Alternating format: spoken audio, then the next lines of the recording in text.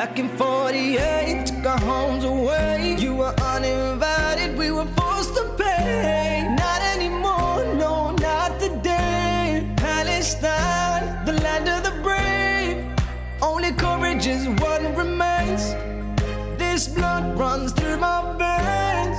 What you think that we're afraid? I'll remind you of our name. You ready? PA, we will defend LE until the end. ST ain't going nowhere. INE, this is our land. Allah is with us. You can do what you want to me.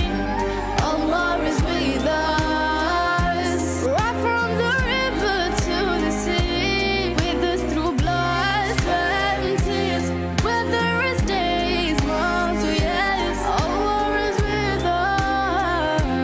Allah is with us. Fast forward the years and you haven't left. Now the world has seen how you made this mess. You need to leave, got the wrong address. This is Palestine, 100%.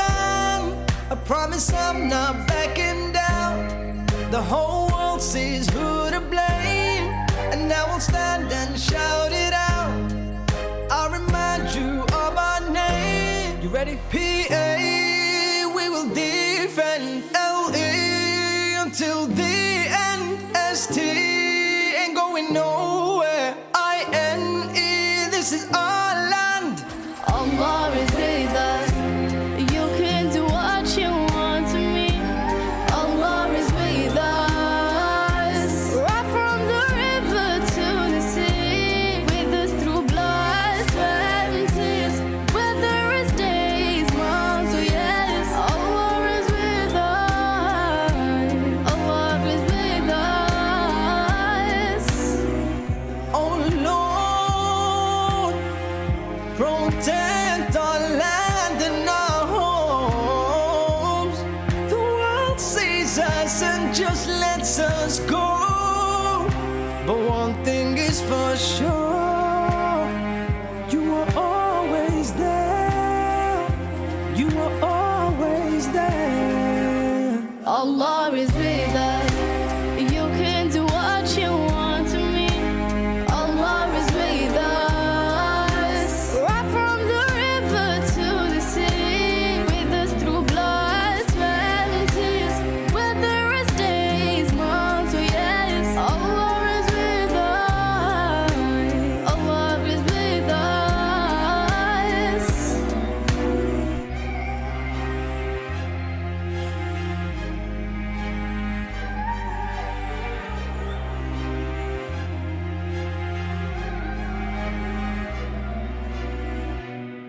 You can do what you want to me. Allah is with us. Right from the river to the sea.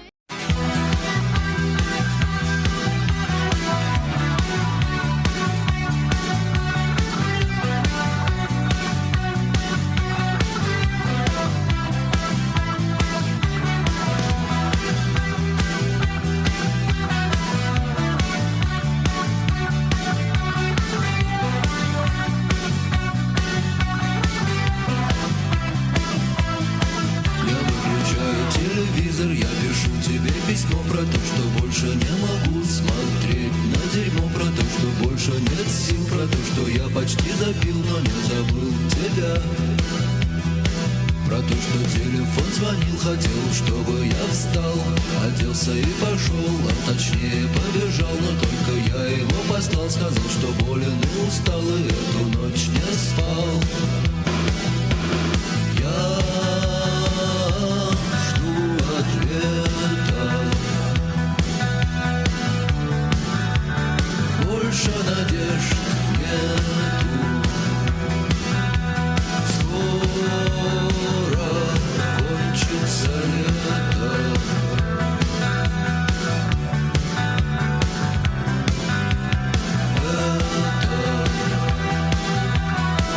Это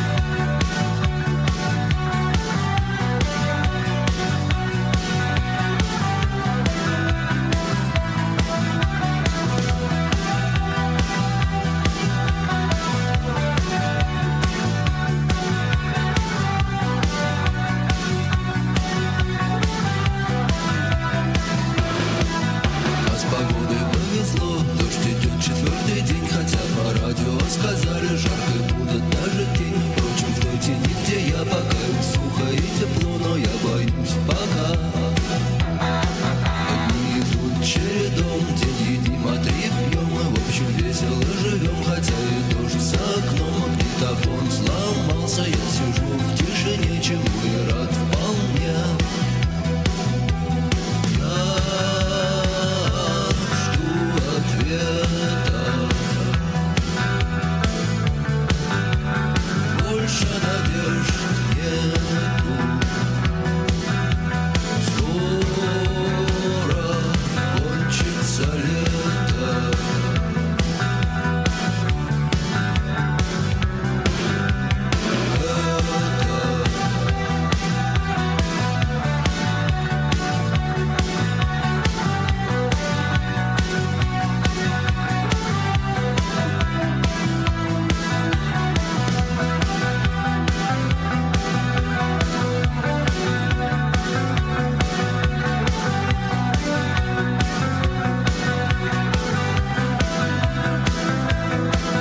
За окном идет стройка, работает кран, и закрыт пятый год за углом ресторана. На столе стоит банка, а в банке тюльпана, на окне стакан. И так идут за годом год, так и жизнь пройдет, и в сотый раз маслом вниз упадет бутерброд. Но может будет хоть день, может будет хоть час, когда нам повезет. Я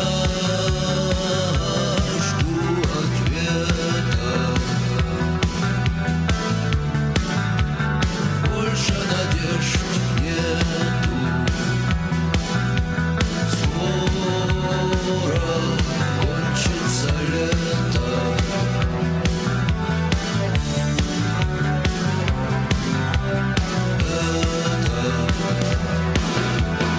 Я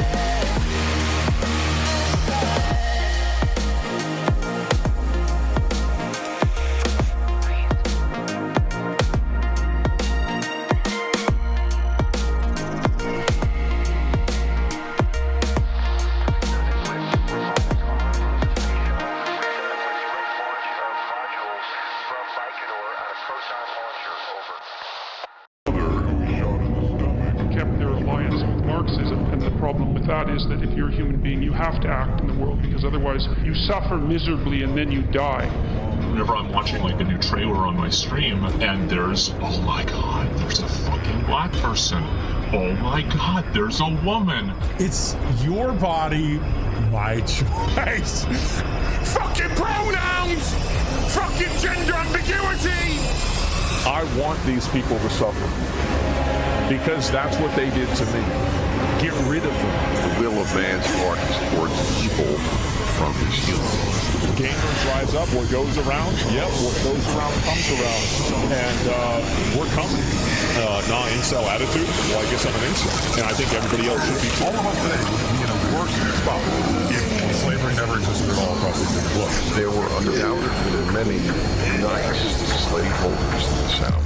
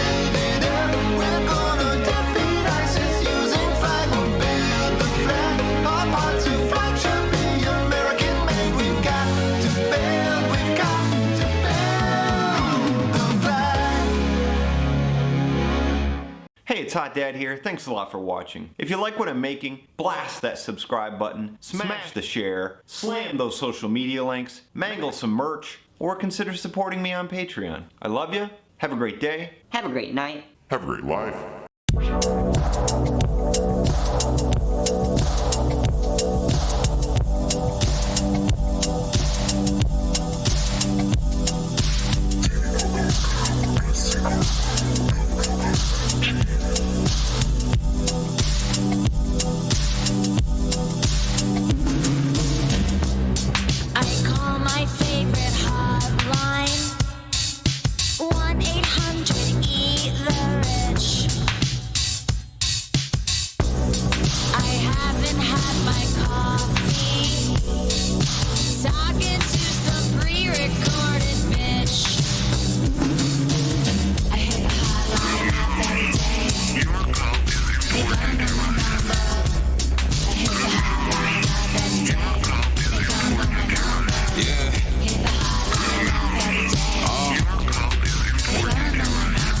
Your estimated wait time is forever.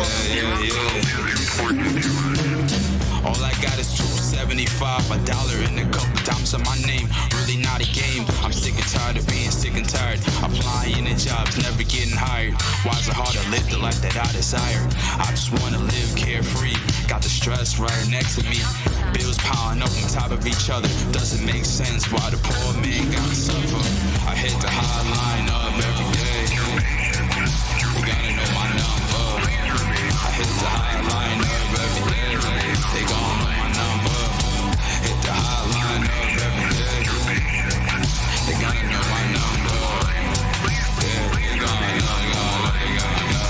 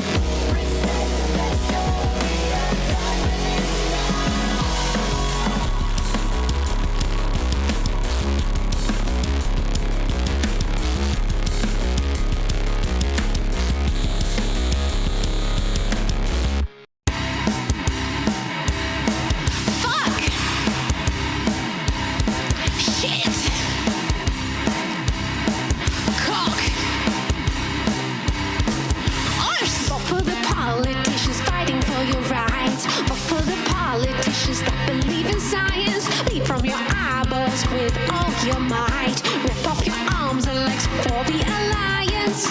I want you to sit there in the shower every morning and imagine a billionaire shot directly in the face. Dystopian nightmare. Listen into hyperspace from yourself and redirect the blame. We more than the ones who are able to play the game. Power get the patriarchy pegged. United we bargain, divided we beg. Organize, can you unionize? Can you end the extraction of surplus labor value? I want you to sit there in the shower every morning and imagine a billionaire shot directly in the face. Dystopian nightmare. Listen into hyperspace for yourself and redirect the blame. We're more than the ones who are able to play the game.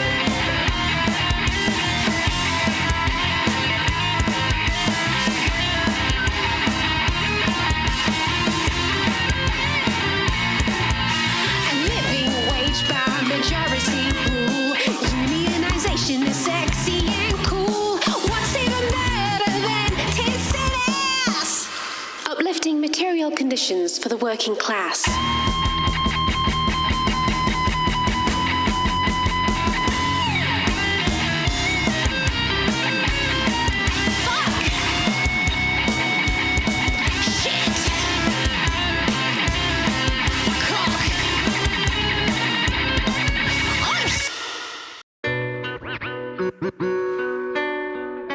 I don't have to tell you things are bad. Everybody knows things are bad. The dollar buys a nickel's worth. Banks are going bust. Shopkeepers keep a gun under the counter. We know the air is unfit to breathe and our food is unfit to eat. We sit watching our TVs while some local newscaster tells us that today we had 15 homicides and 63 violent crimes, as if that's the way it's supposed to be. We know things are bad, worse than bad. They're crazy. It's like everything everywhere is going crazy, so we don't go out anymore. We sit in the house, and slowly the world we're living in is getting smaller, and all we say is, please, at least leave us alone in our living rooms. Let me have my toaster and my TV and my steel-belted radios, and I won't say anything. Just leave us alone. Well, I'm not going to leave you alone.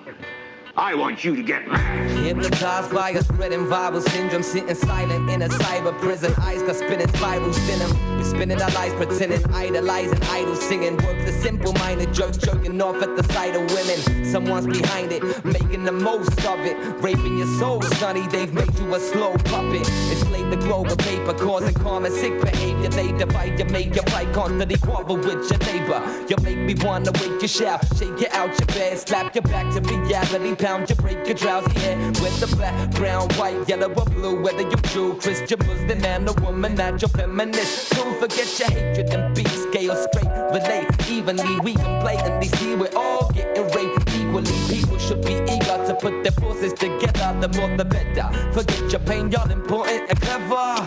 Listen, brethren, you're not a little breadcrumb. Lift your head, son, cause you're a fucking living legend. You're not a zombie, handle knob and they numb. Yeah, you're not a statistic, nah, not an anonymous number. Human knowledge, wonder, mind, body, and soul. Flip big brother the bird, cause he's not in control. No, strike the power, time to be sour. Pile up cowards, cadavers after dragging about the ivory tower. Blah. I don't want you to protest, I don't want you to riot, I don't want you to write to your congressman because I wouldn't know what to tell you to write. I don't know what to do about the depression and the inflation and the crime in the street. All I know first, you've got to get mad, got to get mad, got to get mad, got to get mad, got to get mad, got to get mad, got to get mad. You've got to say, I'm a human being, god damn it.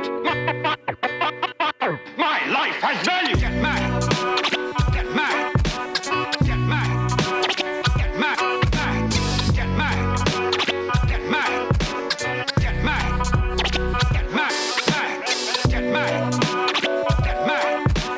mad, get mad, get mad, get mad, get mad, get mad. Alrighty, everybody, welcome on in to the Central Committee stream with your host, Mike from PA. We are live once again. How is everybody doing today? I hope it's well. We are live once again. Wow.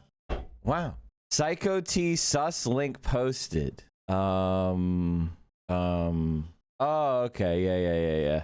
Yeah. Might have to change my linking permissions to subs. Really don't want to do that, but I might have to do it. We have gotten big enough that I might have to do that.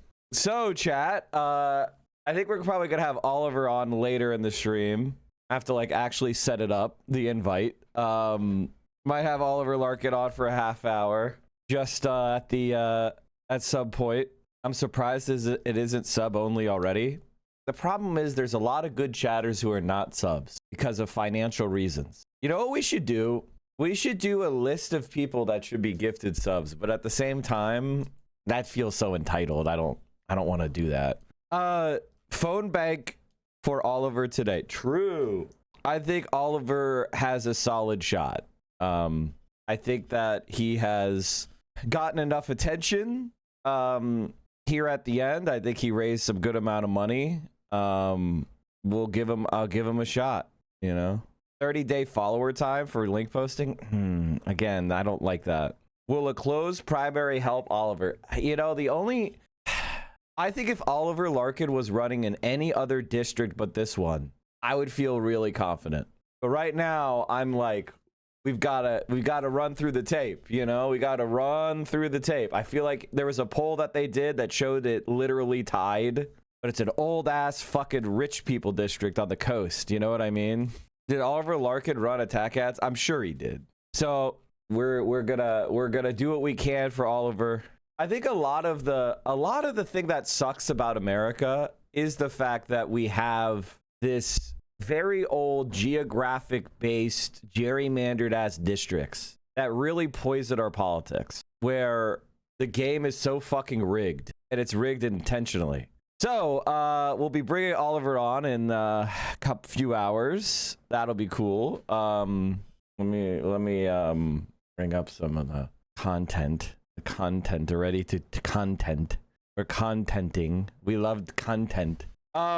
Is this a guy that randomly started hating on Moist Critical? I gotta be honest with you, man. I haven't thought about Moist Critical since the last time he put out a disappointing video on a current event. He's probably like one of the like, as far as people I've ever talked about, I think about him less than like all other people. And the reason is because I don't really have any use for corporate slop, you know? Pogging over anime titties kind of doesn't really hit for me as like something I'm gonna watch another man do. You know, nothing wrong with the anime titties, but I like to enjoy them myself as opposed to pogging over them. Pogging over another guy pogging over them. You know what I mean? But I guess that's streaming, right? Streaming is watching other people pog. And like Oliver, the thing that I like about Oliver is he really has hustled his ass off. He's kind of like, he's such a good politician. He hustles his ass off, and I admire that. Now, I really feel like I have a lot of thoughts, but I'm gonna save it till after Tuesday. Lady, just because you say it's factually correct doesn't make it factually incorrect. During an interview full of loaded questions, host Glinda Milberg snaps when Florida 25th congressional candidate Oliver Larkin mentions Israel's genocide in Gaza. Milberg claims genocide means against Jewish people, not by Israel. Zionists officially are saying it's not genocide because I define genocide as only an attack on Jewish people. That's batshit. What else are we gonna have on? Oh my God. Have you guys seen the USS Abraham Lincoln story? This is like all of Mike's analysis is finally like just being proven completely correct. I've been talking about the failure of American logistics and the boondoggles of the American Navy, and how, you know, I had a lot of family in the military. I know some ultra liberals are getting worked up. They're getting fired up. In their upper middle class household, there was nobody who served in the military, and they didn't serve because it was considered to be downwardly mobile. They were supposed to go to college, all right? Anyway, and that means they're morally good. Anyway, what was I saying? And they oftentimes referred to aircraft carriers as self-licking popsicles in the military planning sense. What does that mean? It means that the problem with aircraft carriers is they're so goddamn expensive and they take so much resources to keep running that you ultimately are spending almost all the resources on defending the carrier itself. So it becomes, as you say, a self-licking popsicle, because you're not really making any progress. It just sits out there, absorbing resources, being a big target, and all in all costing way, way more than an equivalent amount of capacity coming from, say, like an Air Force base or something. Now, what's going on in the Abraham Lincoln is it's failing. The fact that the United States cannot build a ship is starting to come back to bite us in the ass. They're complete liabilities in the modern battlefield. Oh my God. Aircraft carrier, like if the United States of America and China fought, the first thing that would happen is all the aircraft carriers would get sunk. Like that's literally the first thing that would happen on both sides. It would be absolutely amazing. Like it would be within probably like a week or two. You know, like they would get sunk. And the reason why is drones and hypersonic anti-ship missiles. They just would not hold up, or they'd have to be so distant that they're basically a non-factor in the campaigns. if that happened, 100% launch nukes first. I mean, I used to be of the opinion that no one would launch nukes because it doesn't make any sense. But after seeing the United States attacking Iran and Russia attacking Ukraine, I really don't think that you can say anything is off the table, right? As far as plausibility. I think that at any point the nukes could fly. In fact, I think it's more dangerous now than it was at the height of the Cold War. Because in the Cold War, people were at least scared of the Soviet Union. You know what I mean? Like, there was at least sense of, like, if we launch, they're going to launch, and it's going to be the end of the world. And that was kind of the commonly accepted feeling. But now, there's so much arrogance at the top level of the United States that I think they might actually believe they could pull off a nuclear strike and get away with it. You know what I mean? Like, the Israel-coded leadership is just that arrogant. How a drone hellscape might stop a Chinese invasion of Taiwan. The problem that Taiwan has is they don't have the advantage that Ukraine has, which is they don't have defense in depth, right? Like, Ukraine is so tight to China and so small that they don't have the ability to kind of like have hundreds and hundreds of kilometers or miles of land that needs to be taken that are open fields and shit. Like, it would be very difficult to, and, you know, the Chinese military is significantly larger than Russia. This is just cope. And the supplying of Ukraine is so much easier than supplying of Taiwan. So I think anybody that looks at the Ukrainian war and goes, yeah, that shows you how China would lose is totally wrong. Did I mean something else? Taiwan, excuse me. Taiwan is very close. Like, Ukrainian war proves that Taiwan would be in trouble because they lack defense in depth. Also, it's pretty clear that Xi Jinping is not interested in invading Taiwan. Like, if Xi Jinping was interested in invading Taiwan as his number one priority, he would have done it when we were fighting Iran, and the Chinese would have sent a shit ton of aid to Iran, which they did not do. Drone warfare only dominates because no one beside China has the industrial capacity to mass produce anything better than drones. I do feel like drones are a solvable defensive problem, and that if any country is going to figure out how to defend against them, it's going to be China. We're basically, how do I explain my thinking? Drones are effective because they overwhelm defenses, but they're actually kind of shit. They're kind of like, most drones are actually pretty shit. Mike, you don't think the Chinese blockade can be hampered by kamikaze drones utilized by Taiwan? The problem with that is, do you see ships sailing through the Strait of Hormuz? The same problem, but on a millionfold, would be ships trying to run the blockade to Taiwan. Remember, Taiwan is an island, and it requires supply. The U.S. Navy's new MQ-2A Stingray drone, built to extend the reach of carrier fighter jets, just took its first test flight. This seems so fucking stupid. This seems so fucking worthless. I mean, I guess it's just like another flying fuel tank. Way gigantic waste of money. Horrific waste of money. 209 million. Meanwhile, here's your video on the new Chinese Navy ship dominance. Yeah, I know. Like, we're like, again, 6 months ago, I told you that the U.S. was already cooked. The U.S. is already cooked. They're already developing drone jamming tech that works against fiber drones too, basically using localized energy waves to override onboard electronics from a man-portable launcher-sized weapon.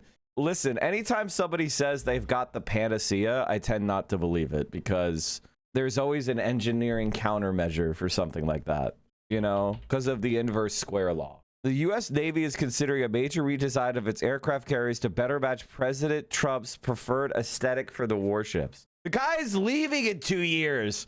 You won't even scratch paint. What the fuck is the point of this? Oh wait, they must be planning on doing a coup. Is he though? Yeah, that's kind of my point. All right, so what else are we going to talk about? Oh, Asmongold lies for Israel. Hassan Piker is just winning. Hassan Piker keeps winning. The USS Abraham Lincoln sailors seem like they are basically mutinying or getting close to it. The morale on the ship is record-breakingly bad. I heard this weekend that Patriots are only getting a 10% intercept rate. Oh my god. Thank you for the hype train. To start off the stream, we're cooking. Morale hits hate Israel. I think it's pretty safe to say this, that the U.S. Navy sailors on the USS Abraham Lincoln hate Israel. I think it's pretty much, I think you could call it a fact. Like, I don't even think this is a hypothetical. So, first of all, the shitter doesn't work. And basically, they've been on the ship for 9 months, and the plumbing doesn't work. And it's constantly overflowing. And so everybody, when they go to the bathroom, is walking through human shit. Now, I got to imagine that people are sick. Like, it probably stinks, and they're just sick. Now, the reason why the Abraham Lincoln's toilets are backing up is because they paid for some overpriced, overly complicated commercial plumbing system that we use on cruise ships. And like, BB's cucks. Someone sucks liters of balls, and it's a obscene Article 15 incoming. I love flock cameras. Be a good goy and do what Israel tells you to. Operation Epstein Fury. Peace deal number 64 incoming. All for the Holy Land. Which, again, that's my line. When U.S. military members deployed to the fucking Middle East sound like Mike from PA analyzing what's going on, I think perhaps the United States' empire is in a little bit of trouble. You know, I think we might be in a little bit of trouble. Remember, these are 19, 20-year-old kids who are joining the military. What's Article 15 referring to? Oh, great question. So in the military, you have criminal charges, and then there are what's known as administrative punishments. So if you get in trouble in the military, like if you break a rule or you know, fail to fulfill a duty or, you know, something like that, break military standards, you can get administrative punishments. And they range in severity. There's like, I think there's the letter of counseling, letter of reprimand. What are the different letters? There's Article 15. I think there's the letter of counseling, letter of reprimand. And then there's an Article 15. I think that's what they are. Oh, there's a letter of, right. Letter of counseling, letter of admonishment, letter of reprimand, Article 15, and then a court martial. Bam. Oh my God, I'm so locked in. How many other streamers know anything that are not, know anything about the military? Anyway, so the letter shit doesn't get used. I mean, maybe they stopped using it, but they used to use it. And it probably has to do, but yeah, maybe officers get them more often. But an Article 15 is like the most severe version of administrative punishment, just short of being court-martialed. It's very damaging to your career. It's basically like, it's like getting a PIP at your job. You know your career is on its last legs if you get an Article 15. It's basically like, and it could come with like punishments like loss of rank or being confined to the base or all sorts of stuff. Basically, it means your commander thinks you're a fuck up and wants to document it on the way to getting you separated from the military, right? Like, that's what it is. So when someone says Article 15, that's what they're referring to. I got 3 Article 15s at Fort Polk, fought them all, had IG do an internal investigation into my entire battery and battalion, and won. Look at this badass over here. It's how they threaten enlisted dipshits who are, maybe we don't want to go into the meat grinder so a major can get another ribbon. Exactly. I don't know a single good NCO that doesn't have an Article 15. I mean, obviously you can recover. Again, that's why they do them. So it's not a permanent like criminal charge. Gotta make E6 twice. Yeah, exactly. I had 3 Article 15s. We used to say you could hit E7 and 7 unless you had 1 DUI and 2 Article 15s. Yeah, nice. So all in all, that's what that's referring to. Anything else? Oh, yeah. So as you can see, the hatred of Israel is intense. And the morale of America's fighting men and women and is let's just say bad. They're all listening to the GI song on loop. Where is it?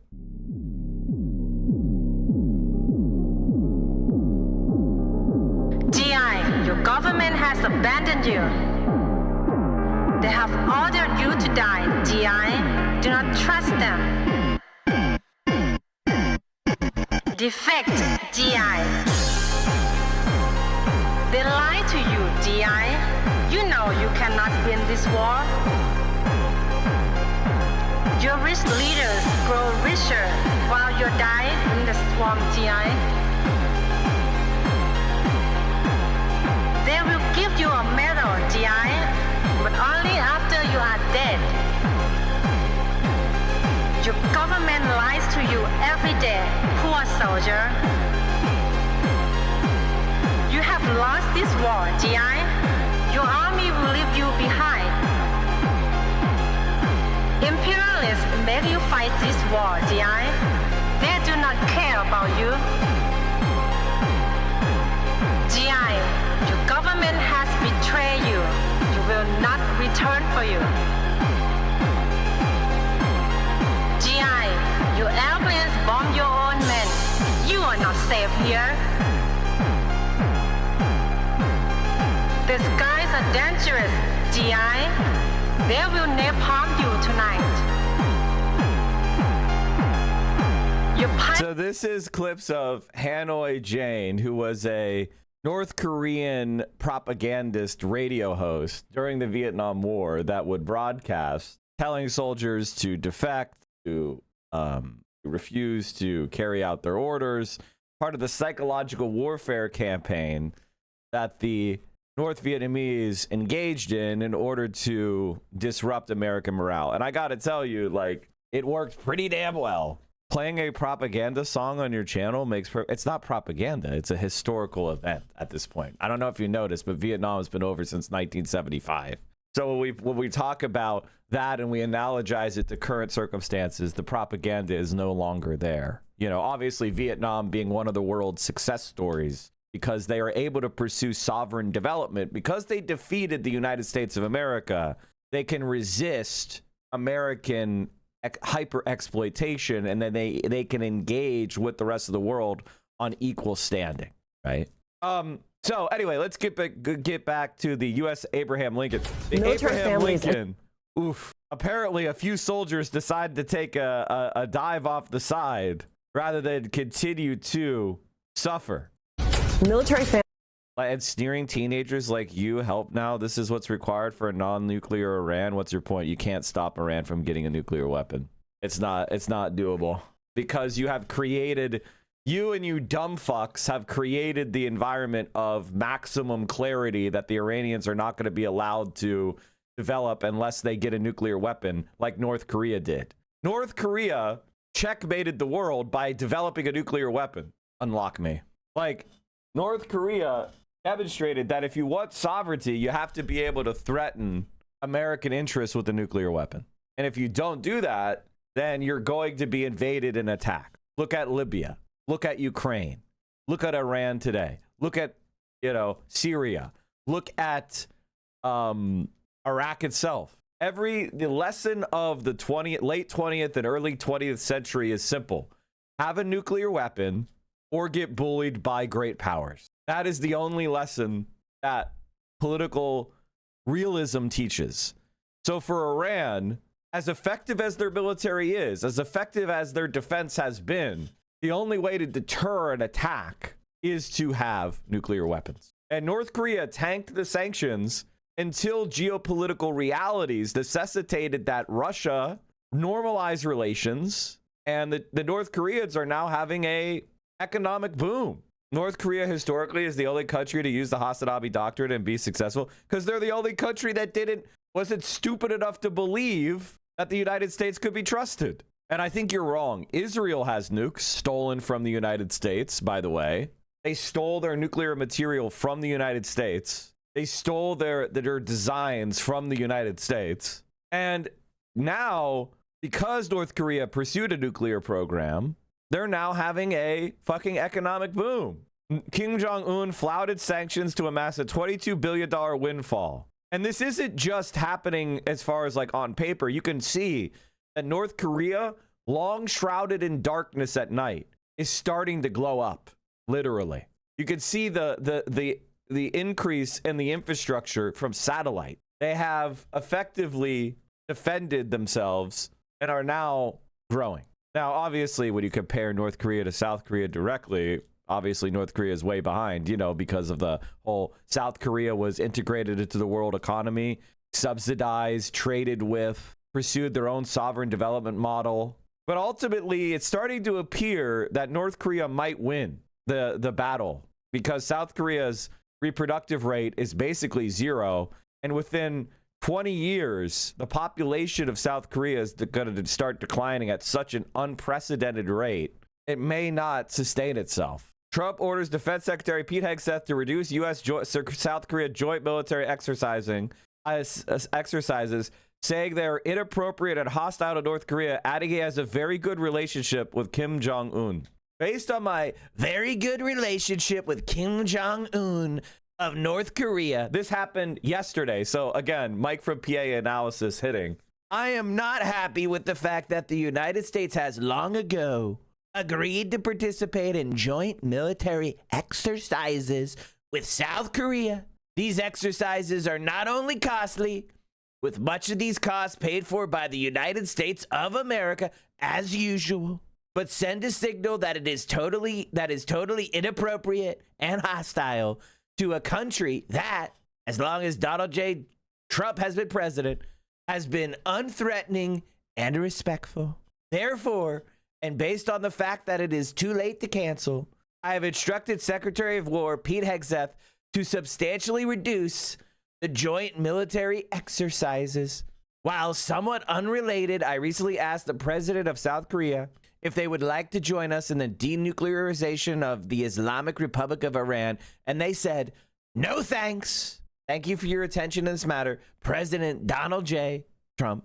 So Trump is basically pursuing the Trump doctrine, which is aggravate, attack, and alienate your friends, capitulate, show weakness and fecklessness to your enemies. JD Pandan at it again. Australian ABC show had Hassan on. Oh God. Socialist states of America? It's so funny because as soon as we start getting more democratic socialists, all the Euros and all the other American puppets are going to start doing the same goddamn thing. And it's going to be so funny because everything that happens in America eventually results in something happening in our puppet states. That's just kind of a copy of it, right? It's like when Barack Obama won, that's when you saw Macron. That's when you saw, David Cameron. That's when you saw all these lick-spittle centrist neolibs everywhere. The TV channel apparently got tons of complaints. Yes, I'm sure there was a Destiny bot attack of 50 emails or whatever. Do you think a ground invasion on Iran is possible? I mean, gosh, they're so incompetent. I don't want to say it's not possible. I thought they were definitely going to do it because there's no way to stop Iran from controlling the Strait of Hormuz and developing a nuclear weapon without doing that. So I thought for sure that there would be some sort of nuclear exchange, but who knows? Families and members of Congress are sounding the alarm about invasion, not nuclear exchange. Sorry. Mental health crisis on board the USS Abraham Lincoln as sailors endure a record-breaking deployment tied to Trump's war with Iran. The Military Times reports that multiple sailors have tried to jump overboard in terrible conditions previously reported on by MS Now. That includes food and water shortages, moldy showers and broken toilets, and laundry machines. The crew is currently in its 9th month on the ship, including more than 250 consecutive days at sea. Annabelle Loma, the wife of a sailor who tried to jump, told the Military Times her husband, who is now on medical hold, is scared. Quote, he thinks he'll get a dishonorable discharge, and just because he was burnt out, his 13-year-old career is ruined just like that. That's not fair. That's not right. That's not what he should be worrying about right now. Joining me now, Democratic Congressman and Marine Corps vet Jake Auchincloss of Massachusetts. Congressman, thank you so much for being with us. It just defies belief that this is what is happening to Americans in service to this country. We know that Senator Blumenthal has asked the Navy to account for the conditions. What more can Congress be doing? Thanks for having me on. Stop this war. There was a saying in my company when I was a Marine officer, mission first, Marines always. Marines, sailors, soldiers, when they deploy, they understand that they're going to be asked to sacrifice, that they're going to have to yield personal comfort towards a higher purpose.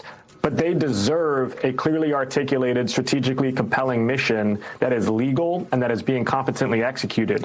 What they are getting right now in the Strait of Hormuz is a cataclysm. This commander-in-chief lied. He conducted and launched an illegal war, and he is now furiously trying to backtrack out of this failure, and those who are left holding the bag are these service members.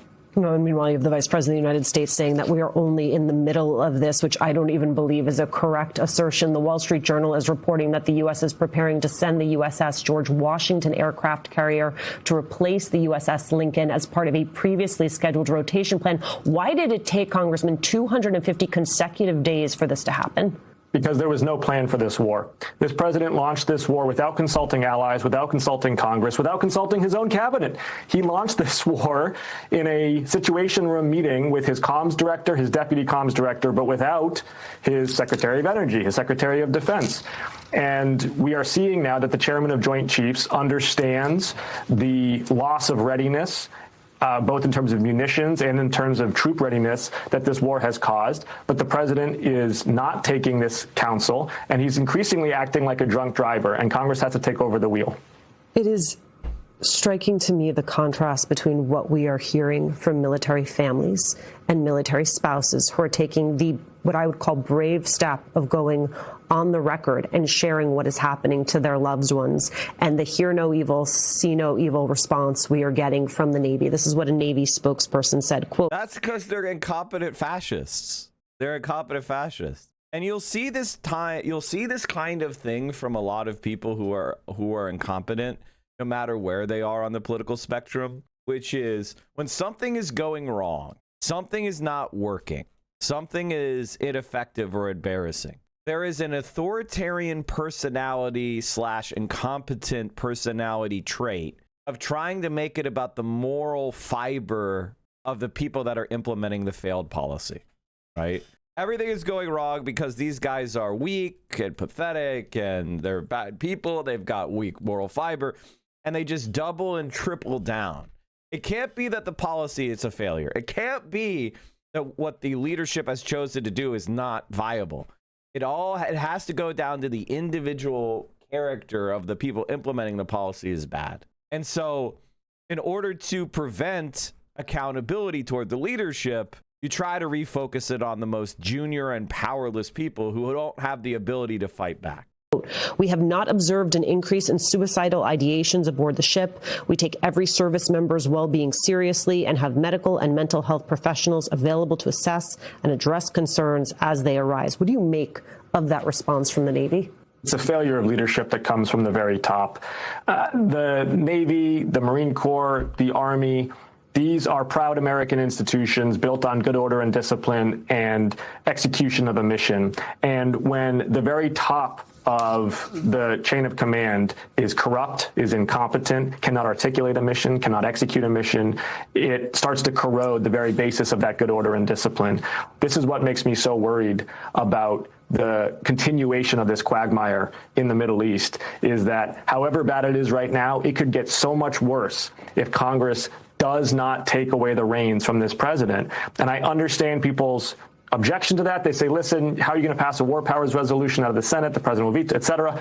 People were saying that about the Epstein files, too. It went slowly and then it went suddenly. The same thing has to happen here. To the point you made about leadership, you have repeatedly called on Defense Secretary Pete Hegseth to resign. If Democrats are to take back control of Congress, will impeachment be a priority? Yes, it should be. Absolutely. We need an inquiry. We need oversight and investigations. And if the facts yield an impeachment recommendation, we need to pursue that vigorously. This man was unqualified and incompetent to the post on day one, and he has underperformed those abysmal expectations. Here's part of what I think is interesting, which is the critique that we have heard of Hegseth has come almost exclusively from Democrats. What is new in this moment, I think, is that we're starting to hear some concern on the part of Republicans. You have Politico reporting that Hegseth is facing pressure from Republicans who are themselves concerned about the fact that he's shutting out Democrats from classified briefings. The reason they are concerned is they believe that could jeopardize his push for a Pentagon budget increase. Senator Tillis is quoted as saying he calls himself the Secretary of War, But ironically, he doesn't want to go to war and win the argument with nearly half of the members of the Senate. You got to engage. Have you heard that concern from your Republican colleagues? In private, but you and I both know how Republicans in Congress are, right? They talk a big game privately and then they fold publicly. They'll continue to do that, which is why Democrats need to take back the House and the Senate so that instead of belly aching, we can issue subpoenas, we can do real oversight. And Hegseth is going to be number one. I think the fact pattern that gets revealed with Democrats in charge is going to be even more inculpatory than what has even emerged to date. And I think he's not going to be able to hold on to his post. Can you vote for the Pentagon budget with the current level of visibility you have into the president's war plans?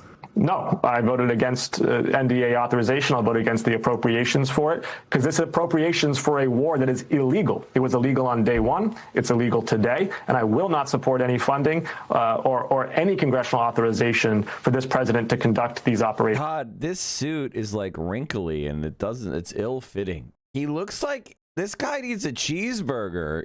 Am I crazy? Bro, have a munch. We need you to have a little bit of a, you're very gaunt. It's like, God damn, get something to eat, man. In the Middle East.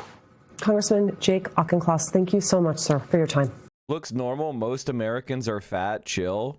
It's like neck skin is hanging off because he's so thin. All in all, like, we've got sailors jumping off the boat. The Abraham Lincoln is just in more and more dire straits. Growing concern for those aboard the USS Abraham Lincoln. The carrier has been in the Middle East since January, supporting the war with Iran. Some families of sailors tell CBS News the lengthier than expected time at sea is taking a toll on crew morale and their mental health. It all comes as President Trump touts new FBI crime data stats for 2025.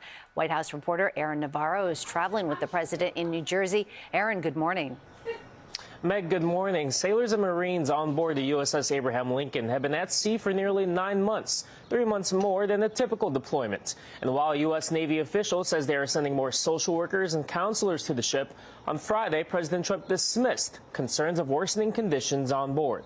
As troops aboard the USS Abraham Lincoln in the Middle East await to be relieved by a new ship on its way, the USS George Washington, President Trump downplayed the concerns of poor conditions and deteriorating mental health for some of the 5,000 sailors and Marines on board.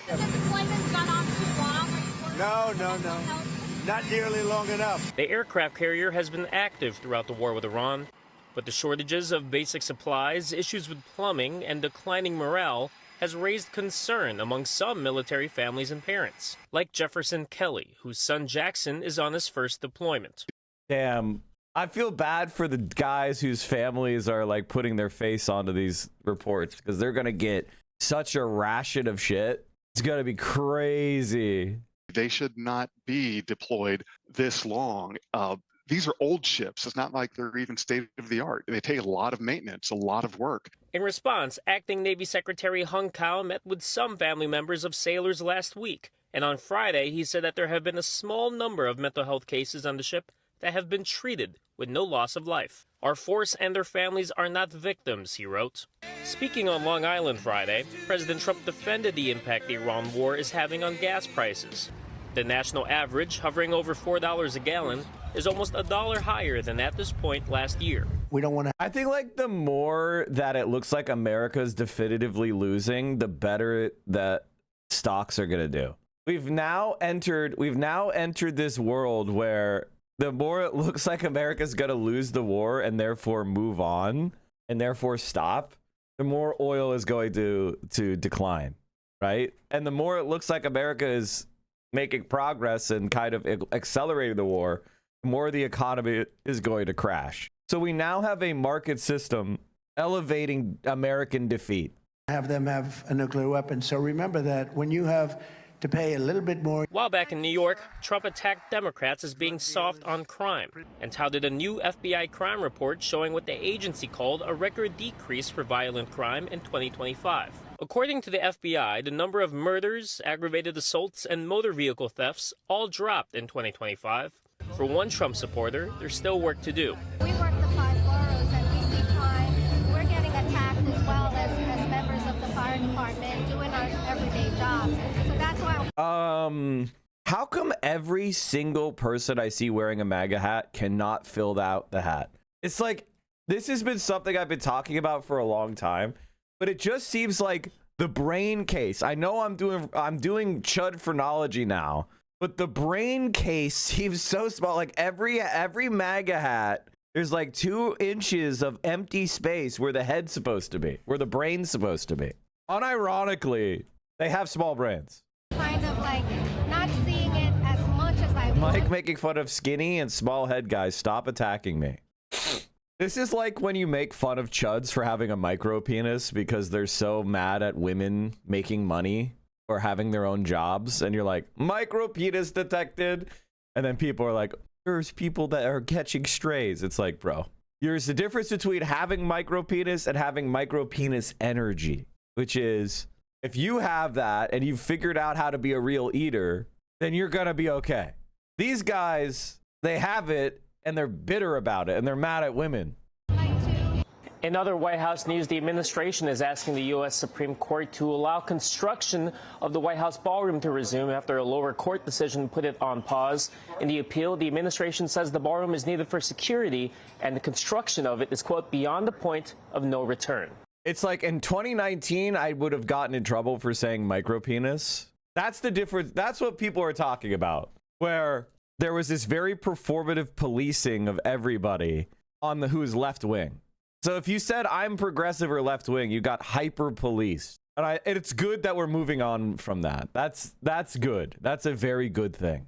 Let's make fun of socialist chatters. Totally dope. Hell yeah. You'll get a little bit of a thick skin. All right, I'm gonna time out that message just because. No, bro, I'm not letting that be attached to your name in the logs. I've got you. I've got you, brother. So.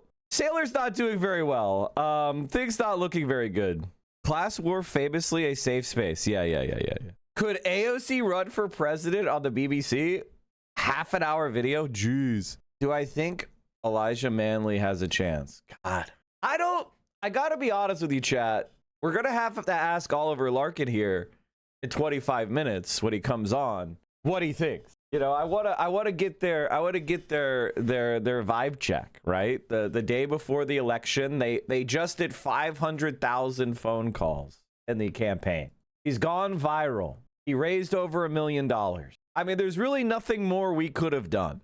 You know, it really comes down to whether or not people found the conversations persuasive. You mean an hour or 25 minutes? No, I'm doing one early for them because, you know, it's the day before the election. Is ground news a right-wing psyop? I tend to think it is. I tend to think if I were conspirator, but I don't have evidence. You know, anybody that tries to equate both sides as like the same is instantaneously suspect to me. Hey guys, it looks like, hey, remember how there was going to be a peace deal? Hey guys, remember how there was going to be a peace deal? And one more thing before we move on from the Abraham Lincoln. Joey Jones on concerns of service members on the USS Lincoln. He is very fired up, so I'm going to let him take the reins. You know, you know what I ate in Afghanistan for 6 months on a burner with using a little burner? I ate ramen noodles. I had to pull the seasoning packet out because I had too much sodium in it, and I put tuna packets in it. That's what I ate. And you know what? I was happy to have it because the alternative was an MRE or something cooked by the Afghan guy who was too stupid to be given a gun, and they let him. How did we lose after 20 years in Afghanistan? Be the cook. And so if I wanted something spicy, test my fate a little bit, I'd go get a bowl of whatever he made in that giant, you know, urn thing that he had. Called a pot. I think when somebody doesn't have the vocabulary of a kindergartner, that's the best example of a Fox News commentator. I mean, how weak are you on TV complaining about tuna and noodles? I'm sorry. You volunteered to serve your country. You can come back, get out of the military, and do like all of these Democrat veterans and complain about it and make commercials and be a sellout if you want to and come up with a new way of doing things. The last Democrat president that I remember that was deploying troops, Barack Obama, had the Army going to Iraq on patrol bases for 15 months at a time, eating MREs. I'm sorry, but you're a sitting duck on a patrol base in Iraq, in Afghanistan, a heck of a lot more than you are on a fortified Navy ship sitting in the water. You might have got bored, and I'm sorry. We did have more fun getting in firefights, I'll say that. But to sit there and say that it was terrible because you had a corn dog and a hot dog, I would have traded a block of C4 to the Taliban for a hot dog by about July 2010. I just do not understand the mentality. If this is a representation of who our military is now, and I'm not saying it is, but there's at least enough for some of these trash rags to print about it. If this is who we are, we're just Rome sitting here waiting to burn. We've got nothing left. I mean, like, obviously, you know, this is a moment of to avoid being a not surprised guy. Remember on Friday we talked about don't be a not surprised guy? But this is why you need to understand the Democrats are controlled opposition, you know? If a MSNBC commentator said everything this guy is saying word for word, it would be a national scandal for 6 months. They would have to go into hiding. And obviously pointing out the hypocrisy, pointing out that this is bullshit, pointing out that nothing they do matters, and the Democratic centrists would rather spend all their time talking about Hassan Piker and Abdul El-Sayed as unelectable than talk about Donald Trump. The fact that we're in a war. The fact that oil prices have gone up $2. The fact that the economy is dog shit. The fact that everybody's building data centers and your electricity bill is going up 50% and your groceries are going up 25%. Democrats would rather say saying Medicare for all and Israel bad is unelectable, which, by the way, they don't even say that. That's the thing about the unelectable conversation, is it's all vibes. And it's all vibes because they're trying to kill the vibes. Can we get around being a not surprised guy by saying we're surprised that everyone else is surprised? That way we are surprised? Yes. And like, what do you even say? You know, I think the main way to react is to just accept the polarization and step into it. The fact is that the left, so-called in America, has always accepted the frames and the conversational tempo of the right-wing media, the right-wing apparatus, right-wing politicians. We need to just lean into the polarization. We need to hype the polarization, and then we need to crush them. The only time that Republicans act normal is when they get fucking crushed. You can't make them normal by being soft on the right. And the other thing is, when you're soft on the right, do you know what actually happens? You convince liberals that it's okay to vote for a Republican. That's what happens when you do this bipartisan shit. The bipartisan shit coming out of the Democrats convinces some liberals that they need to vote Republican because this Republican is one of the good ones. I need to vote for a moderate Republican to help fix the Republican Party. So you end up losing voters to the other side by pushing this bipartisan shit. Ossoff is Neera Tanda's 2028 pick. Wow. I can't believe it. Ossoff's closing message is better things are possible and enough is enough. I think if you like this, there's something wrong with you. I gotta be honest with you. I think liking John Ossoff there's something wrong with you. There's something really wrong with you. Like, legitimately wrong with you.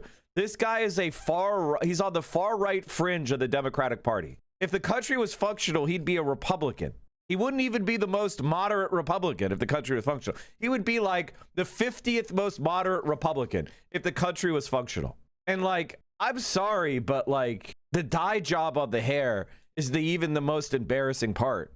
I think he's got LA energy, but he's from Georgia, which is why Hassan likes him. Because people from LA have a brain rot, and they like everybody in LA. It seemingly has the highest tolerance for Machiavellian vanity. Like they cannot see it. Everybody else in the country looks at that and goes, ew, but they just don't see it. When I see this guy, I'm sorry, I see someone play acting like a politician in a movie. It's embarrassing. Stood up all together, all that. Right, let's listen to the speech. I can't wait to be moved. When Eva's old enough to ask me why I let this happen, I'm determined to answer truthfully that I didn't.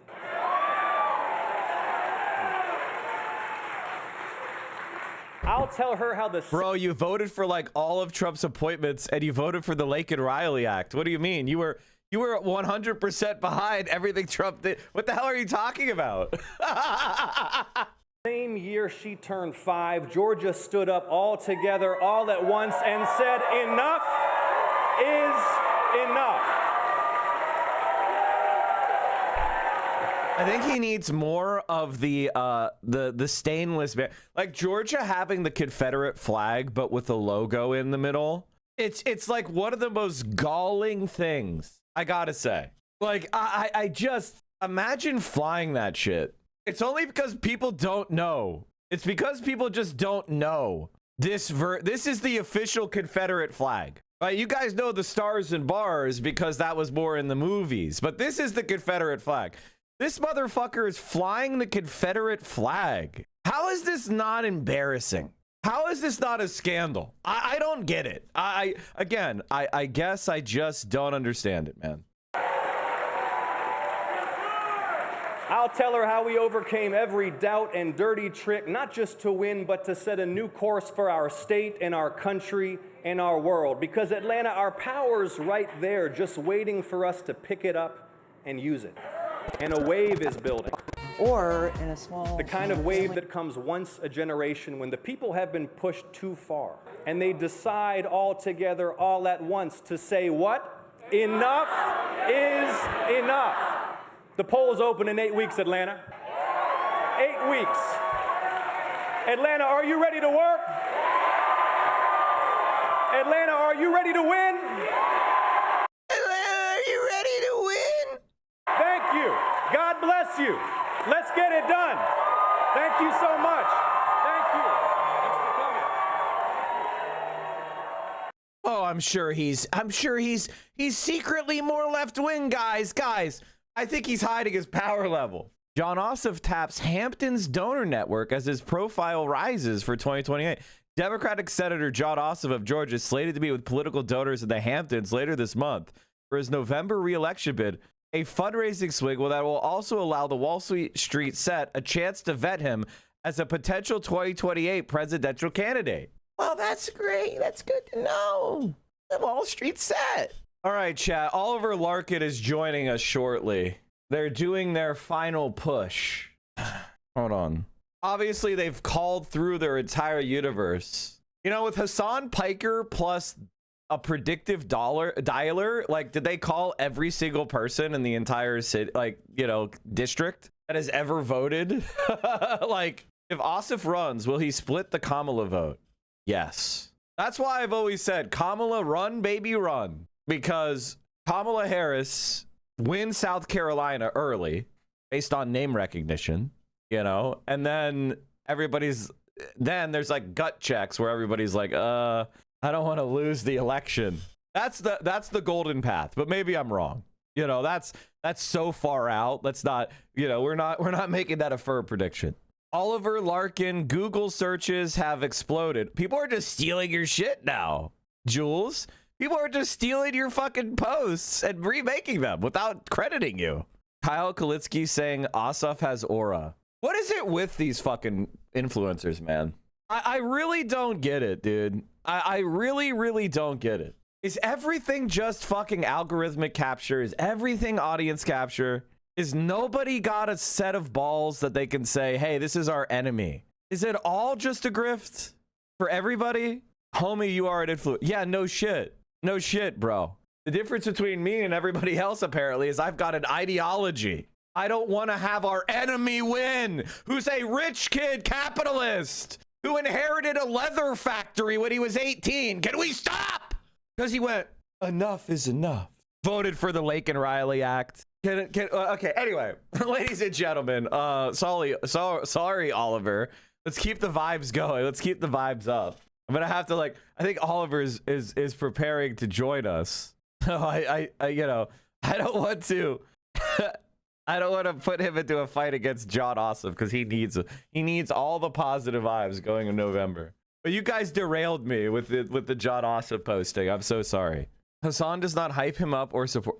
You're right, guys. Hassan, he hates John Ossoff. He's always saying how he's an enemy. All right, chat, hold on. These motherfuckers, hold on. Okay, copy.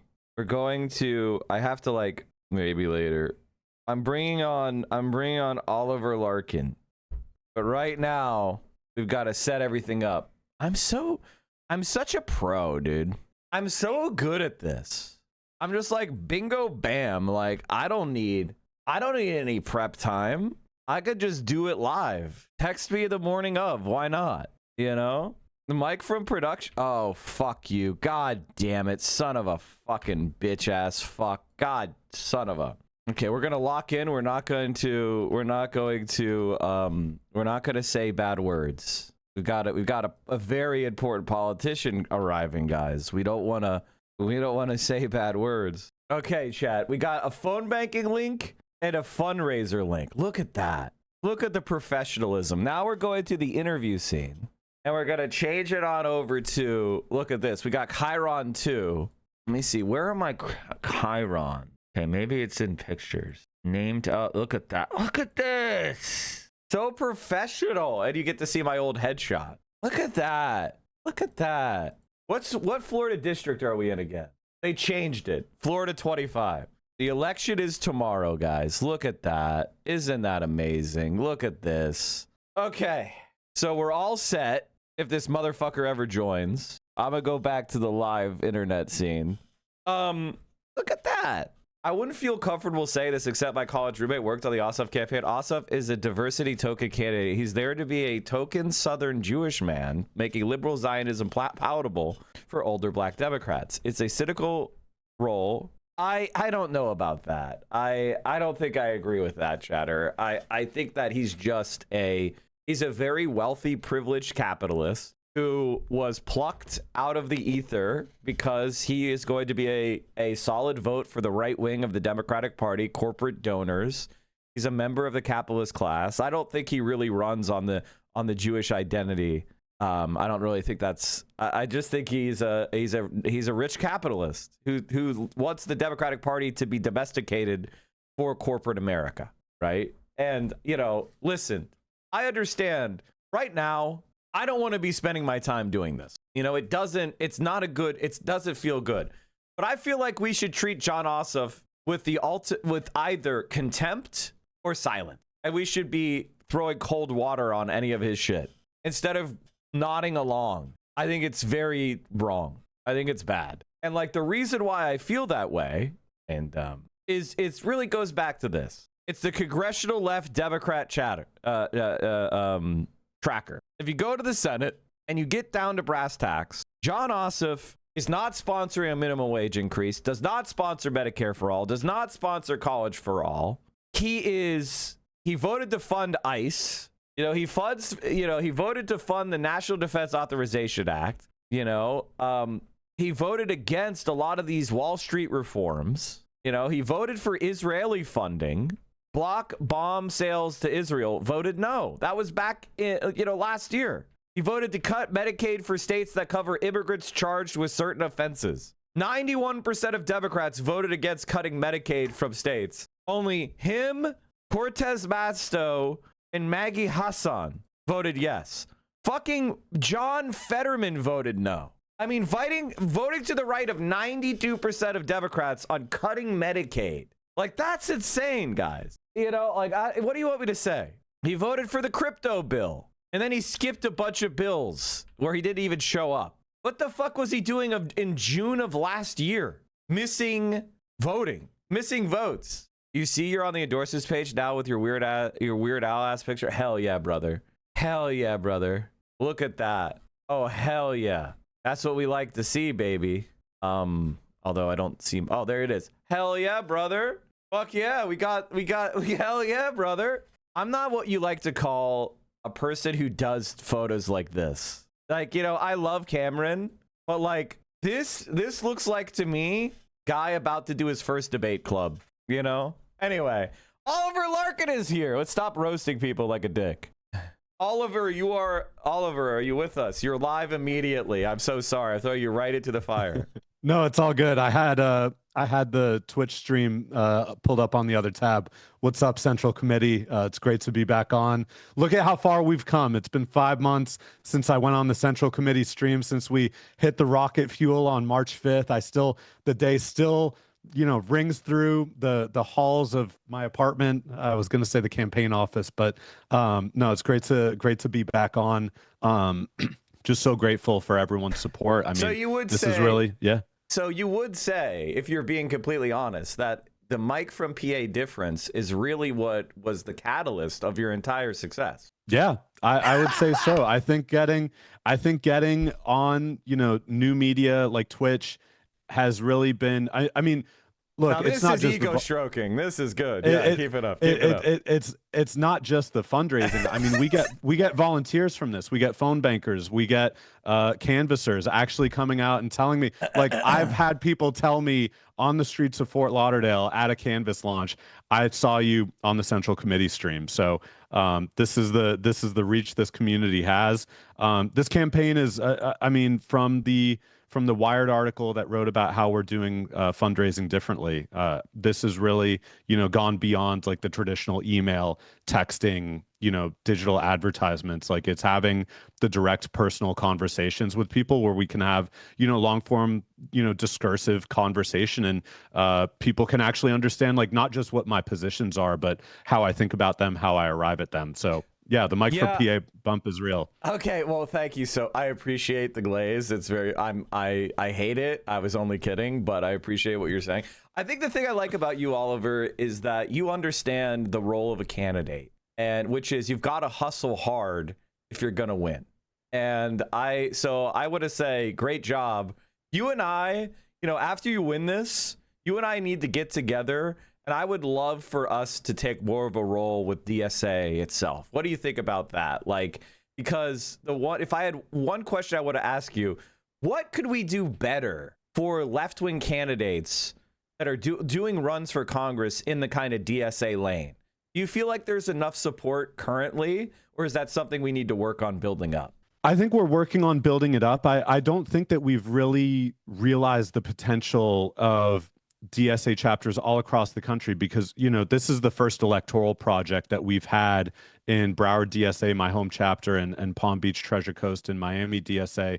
And I think we look at a machine like New York City where they've got my numbers may be outdated, 12,000 members or something like that. Yeah, we've got fewer than 1,000 here. But the infrastructure nationwide, when you tap into people who, I mean, so many campaigns are essentially like, if you're not engaging people online, you're not running a real campaign. If you're just going to traditional media, you're never going to reach the people that you need, or you're never going to mobilize the people that are actually invested and willing to, put in the volunteer hours. So I think that, DSA is just now starting to really understand that, like, out of the box, 18 months ago, there was not a democratic socialist electoral presence. There was certainly, immigrant know your rights, small business canvassing. There was, gender affirming clothing swaps. There was, abortion clinic defense. There were, these things that our DSA chapters organized for. But I think there's, a self-imposed like limitation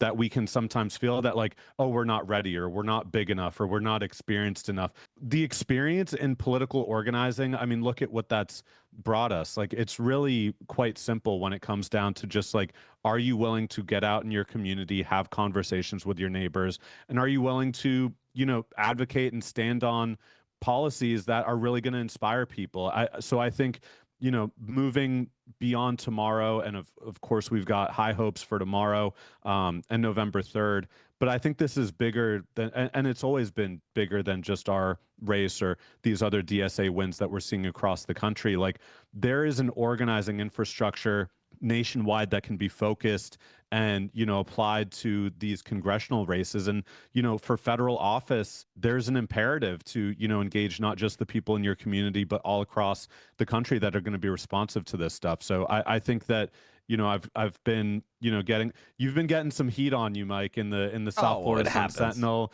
in some of the local publications, but it really is, I think this infrastructure that we've proven that can be, built up very quickly because there's such a hunger for it. I think this carries a lot of lessons for the DSA going forward.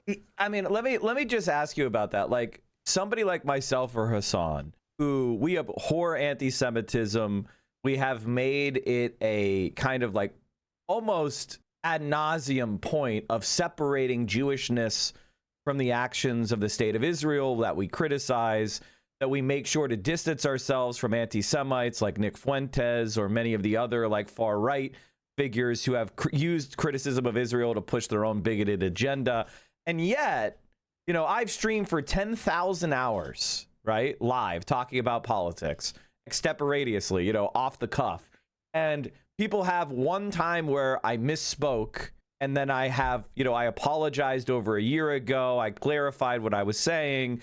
I have a long track record of never really pushing for, you know, any kind of anti-Semitic positions.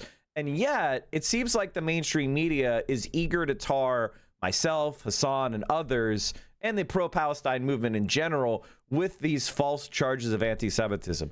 So what's your advice for all of us that are battling for, you know, human liberation, humanitarianism, equality, freedom, and the end to genocide? And what's the strategy that we should pursue at avoiding, you know, these bad faith attacks? And what do you think about the way the media is so eager to smear all of us as bigoted when that's the exact opposite of what our project is all about? Yeah, I mean, I think it really is turning it on, you know, its head and you know, showing that the conflation of Zionism with Judaism is one that puts Jewish Floridians, puts Jewish people across this country and as well as within Palestine at profound risk of harm. This conflation, you know, it really creates the appearance that every Jewish person supports the actions of Israel when the opposite, in fact, is true. And I think the attempt to conflate that or to try to take the most extreme illegal West Bank settlers and taking that violence, and then if there's, you know, if there are strong claims or, you know, even maybe insults made towards these settlers because they're brutal, they're, you know, they're attacking humanitarian people, aid. They're attacking Americans. Yeah, they detained, you know, Ro Khanna and American Cam congressmen. So like this attempt to say that if you're critical of the most violent, reprehensible, Kahanist West Bank settlers that see no humanity in Palestinians, I mean, the Zionist project is attempting to say that, you know, these settlers are the identity of the Jewish people, and that's just abhorrent. These are, you know, extreme people that are, you know, not respecting human rights or human dignity or self-determination, and it puts everyone, including, you know, more moderate or more liberatory minded Jews at risk. So I think this is, you know, a very dangerous conflation that we see. And of course, there's an entire media ecosystem and infrastructure that's been built up to try to make this conflation because and I think what's, you know, really important, and I think, well, it's not just that, Oliver. I mean, it's mainstream, like the mainstream media like presents Hassan and I as controversial, possibly anti-Semitic,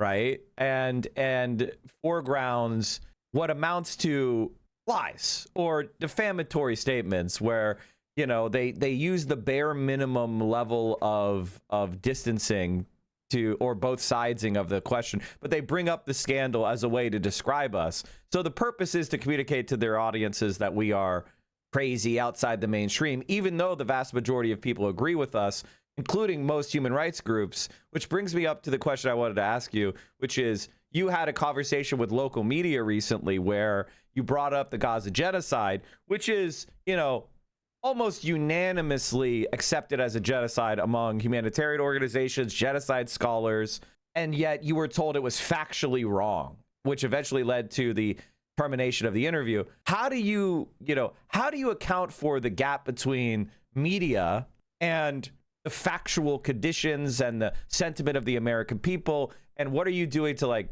break through there? I think it's being willing to go into media places like the Local 10 studio yesterday.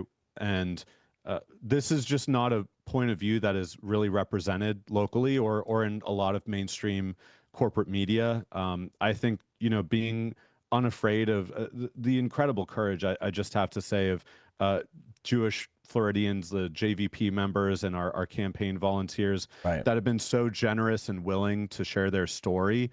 and to share why their Judaism, their belief in tikkun olam, of repairing the world, predetermines their not predetermines, but it compels their opposition to a Zionist project that seeks to deny the humanity of their Palestinian neighbors in the Middle East. So I think, it is really, for our campaign, we've been trying to elevate, I can only say so much, professing my, support for the Jewish community and solidarity and belief in, protecting everyone, irrespective of their faith or, where their family comes from, that we all deserve self-determination and safety. And that should apply in Palestine. I mean, I went on yesterday and, talked about the 2018 nation state law that has been criticized by many in the Jewish diaspora and even some Jewish opponents within Israel as, taking it further away from being a democracy. And of course, it, never was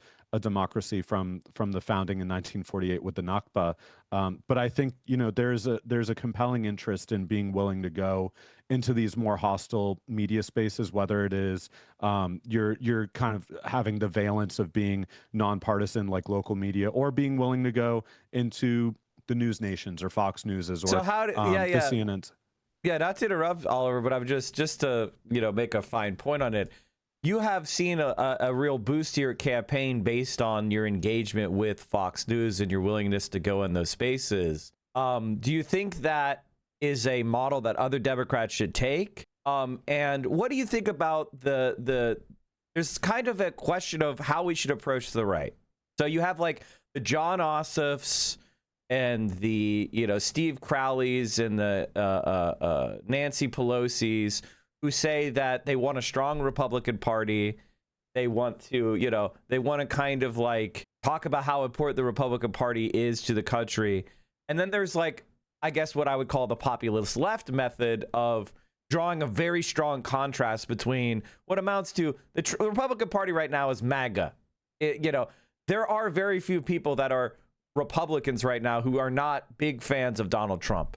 Do you feel like there's a tension between those two sides? Do you feel like you have an opinion about which is the better strategy, or do you believe that both have their place? I think there's absolutely a tension right now. I mean, one thing that I find incredibly just ironic is we'll hear Nancy Pelosi and others say, we need a strong Republican Party in this country, and that Donald Trump has destroyed the Republican Party when he's won 2 presidential elections, and they have the House and they have the Senate and they have the Supreme Court, and they're able to get, almost everything that they want. He's been their nominee 3 times. Like, what? So, I mean, like this is what a strong Republican Party looks like. And I think they have this, this preconceived, ideal, this platonic ideal of what a strong Republican Party looks like, when what we're seeing is the actual manifestation. This is what a strong Republican Party looks like.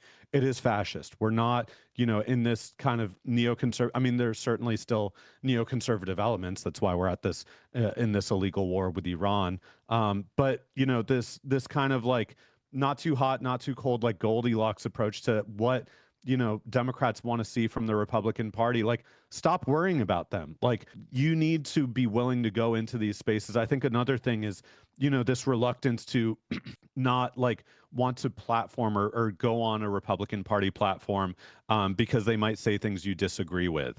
This is a self-defeating, self-isolating, just excising, one media constituency after the next, after, one platform after the next, where you're just going into this increasingly narrow bubble where you're not going to hear what anyone else thinks beyond those that already agree with you. And so, I have a responsibility as a candidate for public office to go into any and every space that has a large audience that is willing to have a conversation. That includes Fox News. If we can, go on there and present a strong point of view and not, bend to their narrative, like not what Jared Moskowitz does, where he goes on there and says, oh, actually, I agree with Lindsey Graham and Tom Cotton. But going on there and saying, this is what democratic socialism means to me. This is why I'm a democratic socialist. This is why your audience would actually stand to benefit from having democratic socialist representation, even if it's the furthest thing from what they might have imagined themselves to support when they turned on the Fox News channel today. Yeah. Yeah, Oliver, like that's the kind of thing that I think is why these electoral campaigns are so important, which reminds me, obviously the election is tomorrow. So, we do need to make a couple asks. I think you guys have your final advertising, paid advertising going out. So you're trying to make sure all your books balance so you don't end up in debt, which is nice. So if people want to donate, I think we're closing in on $30,000 total raised for your campaign. So I think that might be a good goal, chat. If you guys could throw a few more bucks to Oliver so we get to a nice round number, that would be really nice. And of course, there's a phone banking link as well. If everybody wants to join in, you guys, I don't know, have you called through your entire universe after last night or the last time Hassan worked with you guys? I guess that was 2 days ago, huh? Saturday. Yeah.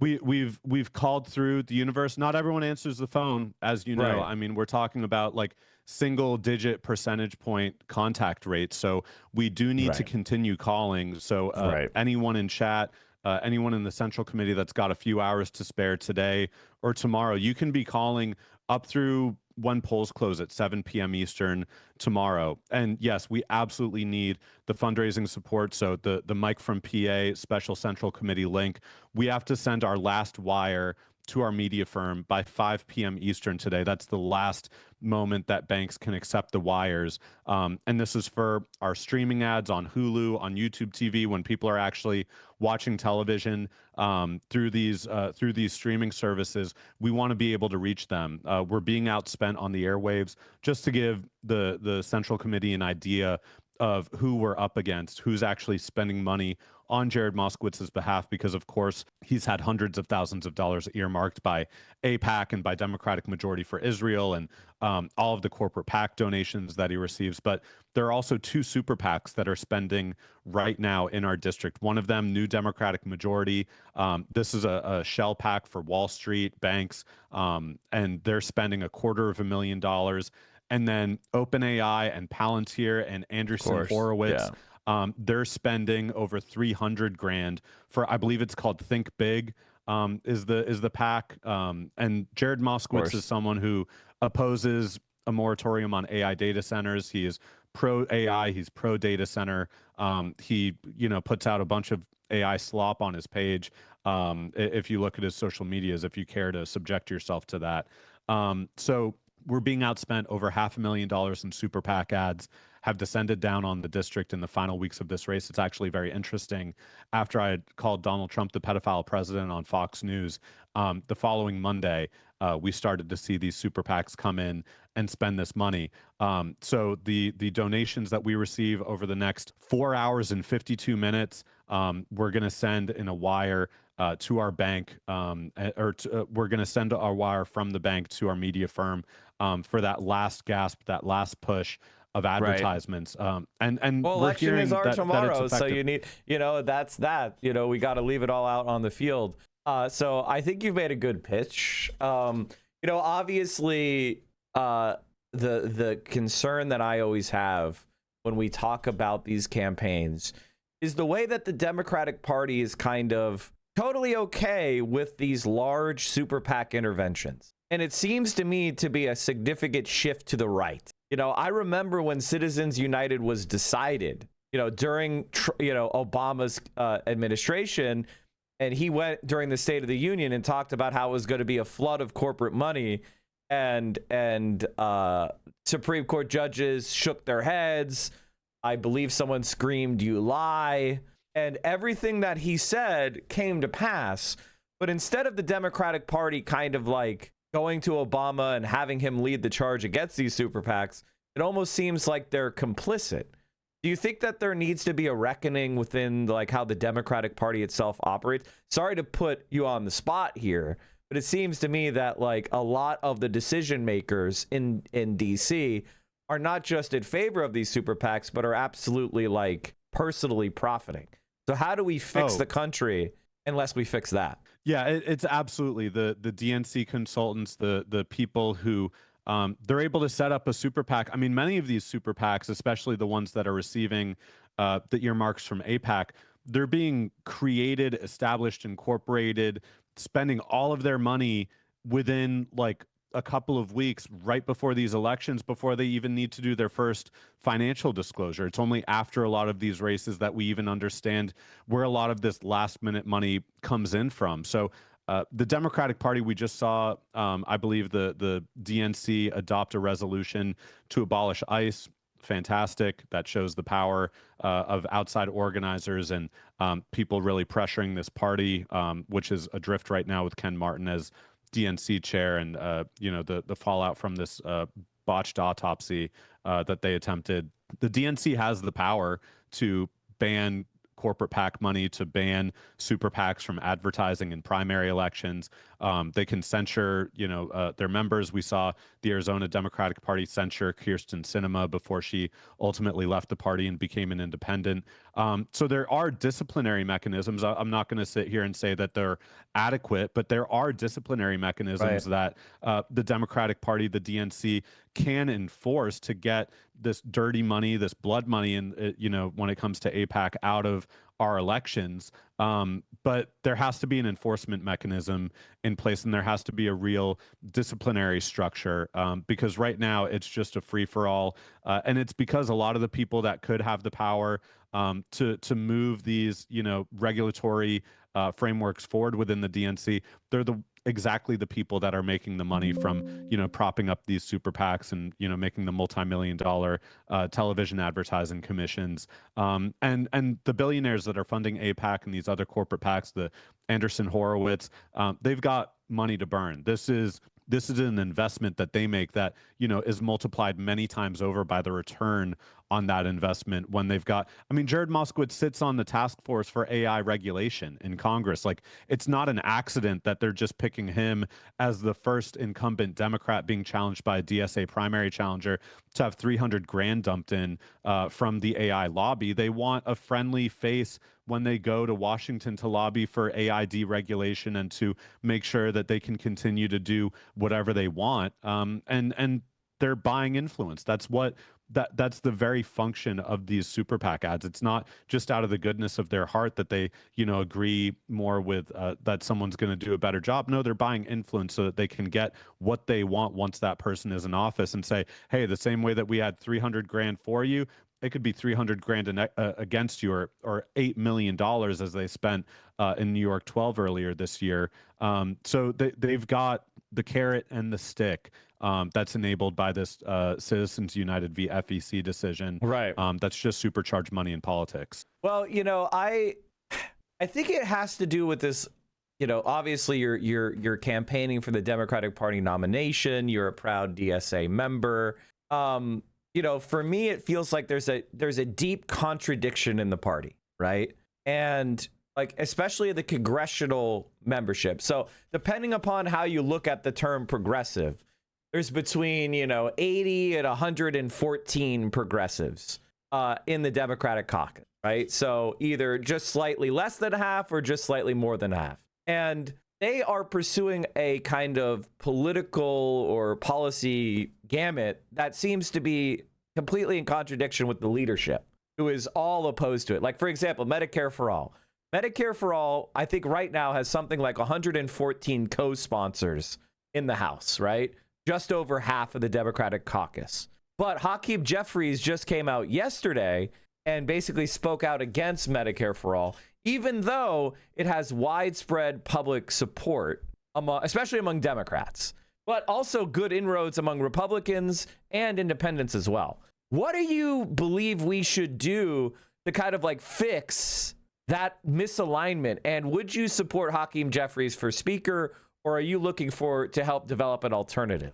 We need an alternative, and this has been my position since Axios surveyed House primary challengers on the Democratic Party side last October. When I saw Hakeem Jeffries, to that point, had failed to endorse Zohran Mamdani. He didn't end up endorsing, I think, until like a day or two before the primary, even as Andrew Cuomo, who had, disgraced himself, and every Democratic Party leader said this person should have no further role in public life, and then was getting bankrolled by Chuck MAGA Schumer billionaires. Still has it, as far as I know, right? Chuck Schumer. Even sorry to do a quick aside, but like to help build up your position, like all of these centrists and moderates doom and gloom about how New York City was going to be imploding under Sharia law. It would be, murders on the streets.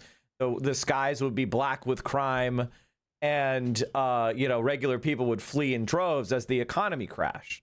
And that not only has not happened in New York City, he's one of the only politicians I've ever seen in my life whose approval rating has gone up and who has kind of seized the international conversation where people are calling to him like he's Spider-Man. So how do you deal with that contradiction? It's like, not only has he been a successful politician, not only was all the doom and gloom incorrect, not only did he do it by beating the Republicans and Democrats at the same time, when he's in government, the philosophy that I know that you also agree with of sewer socialism, which is we have these big ideas, but we're also going to do the small things right.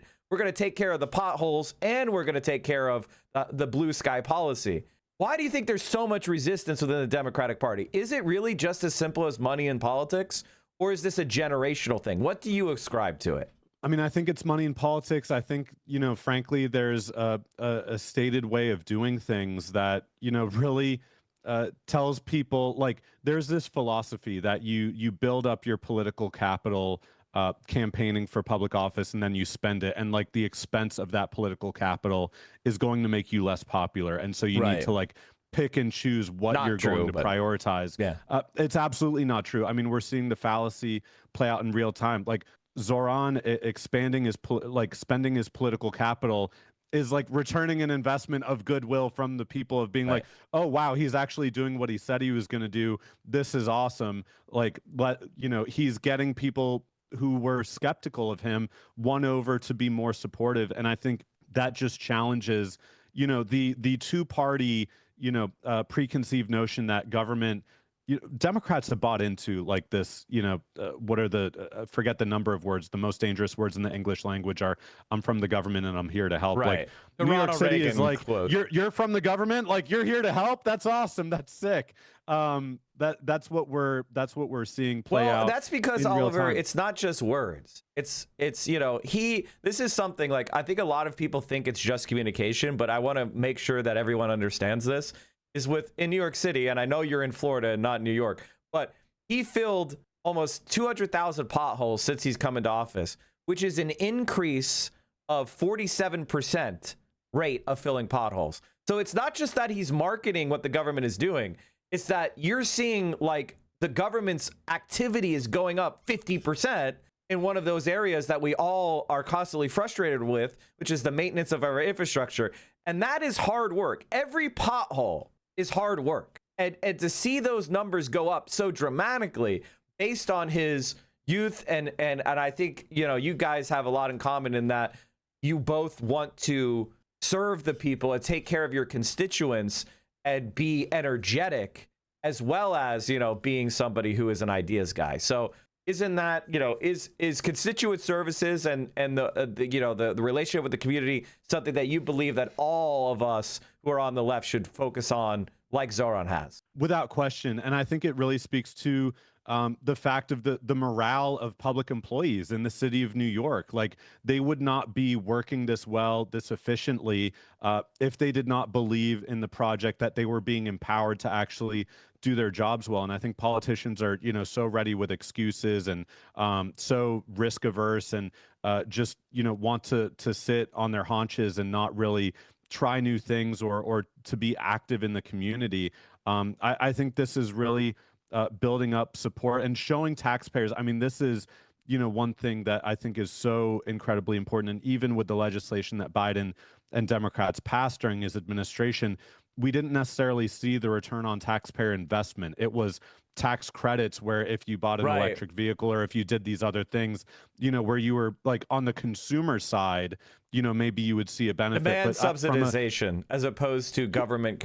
Like, actually, if I could just cut in and ask you this in particular, which is like, I think the big divide between the center left and the real left is based on state capacity, right? Which is the center left wants to do something kind of similar to the Republicans in that they want to subsidize behavior by doing tax credits, right? Whereas the left wants to build the government's ability to do stuff directly. Do you think that is a important distinction? And would you consider yourself on the side of building state capacity And are you in favor of like government-owned enterprise? Would you like to see nationalizations of like the water systems or even like grids? Or would you like to see investments in, say, green energy that are done through, you know, co-ops and government enterprise? And do you think that is part of the reason why we've failed to make, you know, meaningful impacts in people's lives when we do gain power?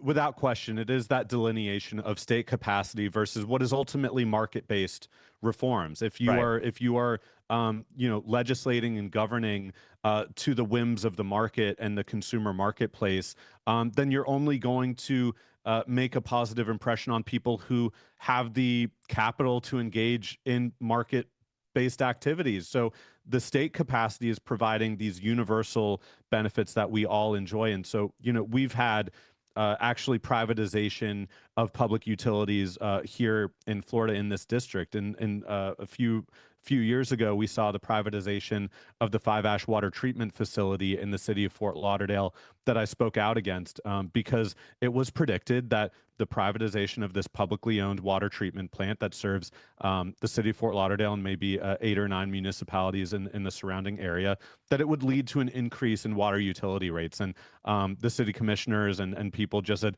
oh, that's not true. And then a year later, of course, people are paying more for their water utilities because it's privatized. So they now have to account for the profit motive, and that was not previously something that needed to be accounted for when it was state-owned, when it could just be delivered at the point of service, you know, running at a you know, cost neutral, you know, you pay taxes and you get your water, and there's no like additional inflationary mechanism. So when we look at, you know, if the Inflation Reduction Act, which was celebrated as the biggest package of climate legislation ever to be passed in the United States for clean energy, but it's a market-based reform. And so those tax credits, those subsidies, as soon as Trump comes into office, he puts, you know, block holds on all of this funding from being dispersed, and it just neutralizes in many respects, you know, what was conceived of as this big, you know, aspirational piece of legislation. If there's not the state capacity to do these things ourselves, then yeah, there's going to be a hold put on the tax incentives, on the credits, on the subsidies. So this is why we need, and the market's never going to move quickly enough to account for the climate crisis or to account for the rising cost of utilities with the construction of AI data centers and how expensive it is just to get energy, especially in a warming planet when it's going to, you know, cost even more each year to cool your home in the summer. So we need public ownership of utilities. We need public ownership of the energy economy. We see, you know, the United States trying to dismantle public ownership in Venezuela of the oil economy so that private interests, corporations in the United States can go in and again, just ratchet up that profit motive and have the inflationary cost of no longer, you know, having wealth that is generated and then shared among the public with public ownership. We're seeing, you know, the privatization, and we need that public ownership if we're going to, you know, not just generate wealth for people, but, you know, make concerted climate action. Well, I mean, like, speaking of climate change, it's kind of a story that as the kind of the way that it's no longer deniable, as it becomes more certain that it's real and happening, you know, through our lived experiences, whether it's more hurricanes and extreme storms, or whether it's rising water, or it is, you know, wildfire smoke spreading across the entire country, it almost seems as if there's been a paradoxical decrease in the attention. And your district, you know, bringing it home to you, is on the eastern coast of Florida, almost sort of like the place most likely to be hit by a severe hurricane in the next 5 years, right? Is your district. And what do you like? Do you feel like Jared Moskowitz or even like the government of Florida is even taking this threat seriously? And is it only a matter of time before like a unlucky run of severe storms destroys a lot of what we now expect, what we call Florida? And aren't we kind of surviving on borrowed time? And how do we catch up to the reality that already exists in hardened Florida? Like, what are you doing to make that an important part of your campaign and your policy? Yeah, I think there's an extreme nihilism. I think that people feel like the battle has already been lost. And so everyone's just trying to get their nut, right? Like that is what I've heard. Again, speaking at the Fort Lauderdale City Commission on public infrastructure, on the privatization of public land, the Bahia Mar project on Fort Lauderdale Beach, where they gave a 99-year lease to a luxury developer to build the St. Regis for multi-million-dollar luxury condos to be privately owned on public land, on the most tax generating public land. They gave a sweetheart deal, and the argument for this 99-year lease that no one alive today would even see the expiration of it to change courses. Well, Fort Lauderdale is not even going to be here in 99 years. And this is like coming from public officials sitting behind the dais at a city commission meeting. If you don't believe that the city is going to be here in 99 years, then what are you doing? Like, why are you even in public service, other than if you're just looking for these sweetheart deals to work with developers and get your consultancy or your commission fees or whatever it is that you're using to to generate your income outside of your public servant salary. So I think there's tremendous nihilism. But I think it is precisely because we're in one of the most vulnerable parts of the country that we need, the boldest possible representation that is going to take on the fossil fuel companies and the privatization. I mean, Jared Moskowitz, in addition to taking money from Chevron and Florida Power and Light and Duke Energy and Southern Company and all of the investor-owned utilities that are slowing down our transition to 100% renewable energy because it's too profitable for them to remain in the current status quo. We need a wholesale, and what I talk about when I talk about the Green New Deal policy or climate resilience, or really marrying that with our infrastructure policy, is it's not just transitioning to 100% renewable energy. It is doing the actual restoration work of the coral reefs that we see. 97% of the historical stretch of the Florida Reef has been degraded and destroyed by overdevelopment, and that leads to beachside erosion. We see the mangroves that are being ripped up for more luxury waterfront property, and these are all buffers that protect us. We've been very lucky because the Gulf Coast has been slammed. The Gulf Coast has tarps on roofs from storms that occurred 3, 4, 5 years ago. And we've seen homeowners insurance companies pull out of the state. That's why I want a federal homeowners insurance guarantee, because the liquidity, the solvency of these private insurance companies is being completely destroyed by one bad storm. And the same could be true here. We've got more miles. Not to interrupt, Oliver, but aren't they already gone? Like, haven't they? Yeah. The reinsurer said we're not going to provide reinsurance. Not to get too much into the weeds, chat, but basically, insurance companies buy insurance. And the companies that sell insurance to insurance companies are like, yeah, we're not insuring any hurricane coverage or flood coverage in Florida. And so now the state is basically having to create that. Is that not correct?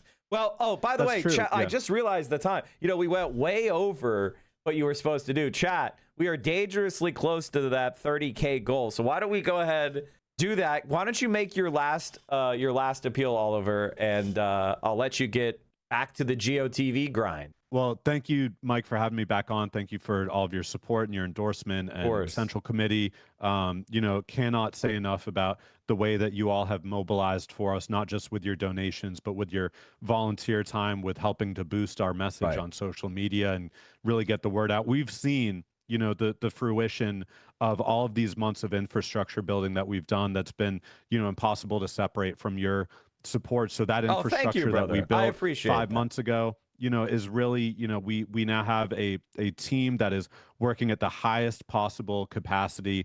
And we've got 24 plus 5.5 plus 6.5 hours. So we've got about 30 hours until polls close tomorrow. So yes, donate, because like I said, until 5 p.m. today, we can raise money and send it over in a wire to run our ads for the final 24 hours of this campaign. And we are being outspent. So your donations, let's hit that 30K goal. And also sign up to Phone Bank with us. If you're local, would love to have you come join us for a canvas. People, are ready to vote, just need a knock at the door or a phone call to tell them where their polling place is. And this is how we're going to win the race. Jared Moskowitz doesn't have grassroots volunteers like this. He we don't even need to get into it. Like what has he got to say to motivate anyone to spend any of their time working for him? So we've got the advantage, but we need to boost the turnout. We need to get more people out to vote, especially young people that are overwhelmingly receptive to our message, to democratic socialism. But we've got to go up against the boomers and,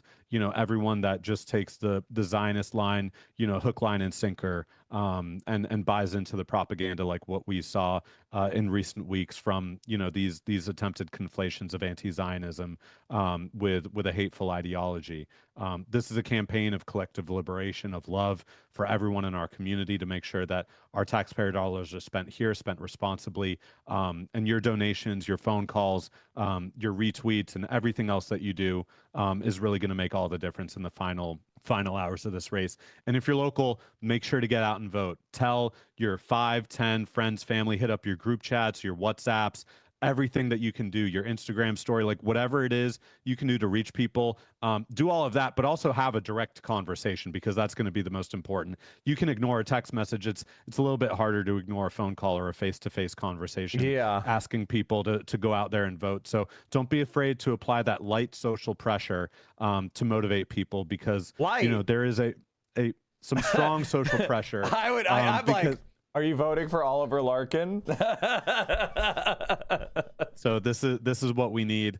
So I'll leave it there, and of course our website oliverforcongress.com, where you can sign up to volunteer. I know we've got the phone bank link pinned in the chat, and thank you to the mods and everyone for helping to boost this. Oliver, I know that the district, got gerrymandered out from under you. I think after you came on, right? Like, isn't that true? Like. So yeah, we've had to be agile, and I know you've worked really hard with the new aspects of the district. It's kind of BS.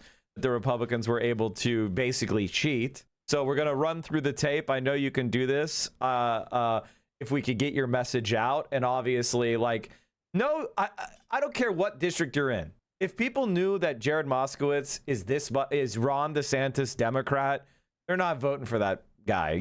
So. It's a matter of getting that message out. It looks like we're well over 30,000 now. So thank you, chat. Keep donating, keep phone banking, and good luck. Good luck with that final wire. Get some more ads out there.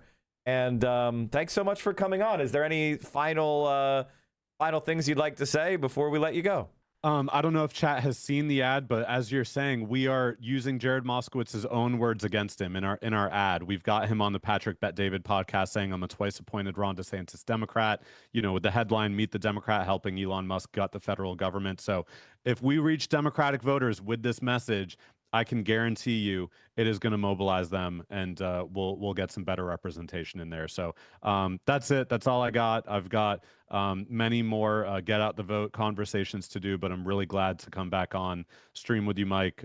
Thank you again, and just appreciate all of your support, not just for us, but for DSA and all of the other amazing candidates that we're sending to Congress this year. I'm very hopeful that it's all right when all the other grifters have gone, and it's just the people that believe ideologically. It's not, for us, it's not about algorithms, it's not about attention, it's about pushing forward our objective. So I'm with you, because I believe that you're one of those people that have your eyes on the ball, you're knowledgeable, and so I want to thank you for running and taking this chance, man. I know how hard it is to run for office. So no matter what happens tomorrow, I believe you can win, and we're going to pull for you, but we expect you to be a major figurehead for DSA and the left in this country for many years to come. So thanks. Good luck tomorrow. Break a leg, and we'll see you after you win. Sounds good. Solidarity. Take care, Mike. Take care, Central Committee chat, and we'll talk soon. Take care. See you, brother. Peace. All right, chat. That was Oliver Larkin. It looks like we have smashed through our 30,000 goal, but if you want to push us to 35,000 for their final wire. Now, listen, chat, we're really just making sure everybody gets paid, We're making sure everybody gets paid, the staff. So Oliver's run a hell of a fucking run, hell of a race. And that reminds me that we didn't get a chance to watch this before he came on, but this was the local conversation he had on the news, which was fucking wild. One of of South Florida's newly drawn congressional districts is ground zero for this question. Does democratic socialism resonate in South Florida? Primary results in other states reflect increasing support that comes with increasing frustrations over the costs of health care and housing and income disparities. The new District 25 stretches north-south all along South Florida's East Coast communities from Miami Beach up to Delray Beach with a couple of jogs inland. The incumbent Congressman Jared Moskowitz, he was with us last week. His primary challenger is Democrat Oliver Larkin, a member of and endorsed by the DSA, the Democratic Socialists of America. Oliver Larkin is right here at the table live with us today. So nice to have you on the program. Thanks so much for coming in. Wonderful to be joining you, Glenna. 2 days for some really interesting results that I think a lot of people are watching and going to learn from. I want to start with you, though. You have been in politics a lot, worked for Bernie Sanders, organizer, union organizer. What right now, right here, what do you do for a living? I'm a digital marketing consultant. I've worked in political marketing and digital advertising with Democratic candidates, campaigns, unions, and I've done that at various agencies over the course of 10 years. In January of 2025, I opened my own LLC and began working for myself, helping candidates locally. And it wasn't before long that a few people approached me about running for this race. So I know advertising, I know return on investment, and I think that's what taxpayers are looking for. And boy, isn't marketing so much a part of candidacies now? Sure always. Is. So how did you get involved with, you've been a Democrat, how did you get involved with the DSA? Because I don't think the Democrat Socialists of America were as part of the conversation of any campaign that I can remember in my tenure as a reporter. How did you get involved with that? Yeah, I became a Democrat at 16 when Barack Obama was running for president the first time. I was a high school motor voter, getting my voter registration with my driver's license. But I started identifying with democratic socialism when I began volunteering and then working on Senator Bernie Sanders' 2016 campaign. And I formally joined the organization in 2020 at the height of a once-in-a-century healthcare pandemic, when I did not see the Democratic Party fighting for Medicare for all, when we were all relying on one another for our collective well-being. I felt that it was important to build a parallel power structure to the Democratic Party that was really more responsive to the needs of ordinary Americans. And we'll get into all of those kind of issues. I really want to look at D25 right now, brand new district, a pretty split district by design by Florida Republican lawmakers who wanted to make it a bit tougher for incumbent Moskowitz to have a race. And so the word socialism, let's talk about marketing, let's talk about communications. The word socialism in South Florida, to many people, is just a non-starter. These are people who came from socialist dictatorships, who have a first-hand perspective of socialism as a failure. How do you speak to these people, many of whom are going to live in this district? This district is heavily Hispanic. How do you explain yourself to them? Again, I love the fact that the way that they approach politics is completely just vibes. It's like, I don't think anybody, when people left Cuba, they left in two waves. The first was they fled because of Batista's dictatorship. And then it was the wealthy that had their slaves taken away. And then it was people who fled because of the economic blockade we've put on the country. I think most Cubans, if America reestablished friendly relations and allowed them to develop like Vietnam or China, there would be absolutely no problem with Cuba. Okay? And the thing is, the United States is basically pursuing a nonsensical policy that does nothing but hurt people. Hi, Mike. I wanted to tell you something. So I run a relatively small Hassan clip chain, mainly on Instagram and Threads, but Saturday I was targeted by a Destiny follower, got mass reported for bullying because I called him, "You support revenge porn," after he called Hassan dog abuser under my post. They reported my page for bullying, harassment. I have some screenshots still. My Threads page has been permanently bad. Thankfully, the Instagram page is still up. So I came to tell you, that's fucking horrible. I'm sorry that they're abusing the report system. Here's what I would say. You have to understand something about these stalking communities is that Hassan, it's really up to Hassan to lead the charge against Destiny.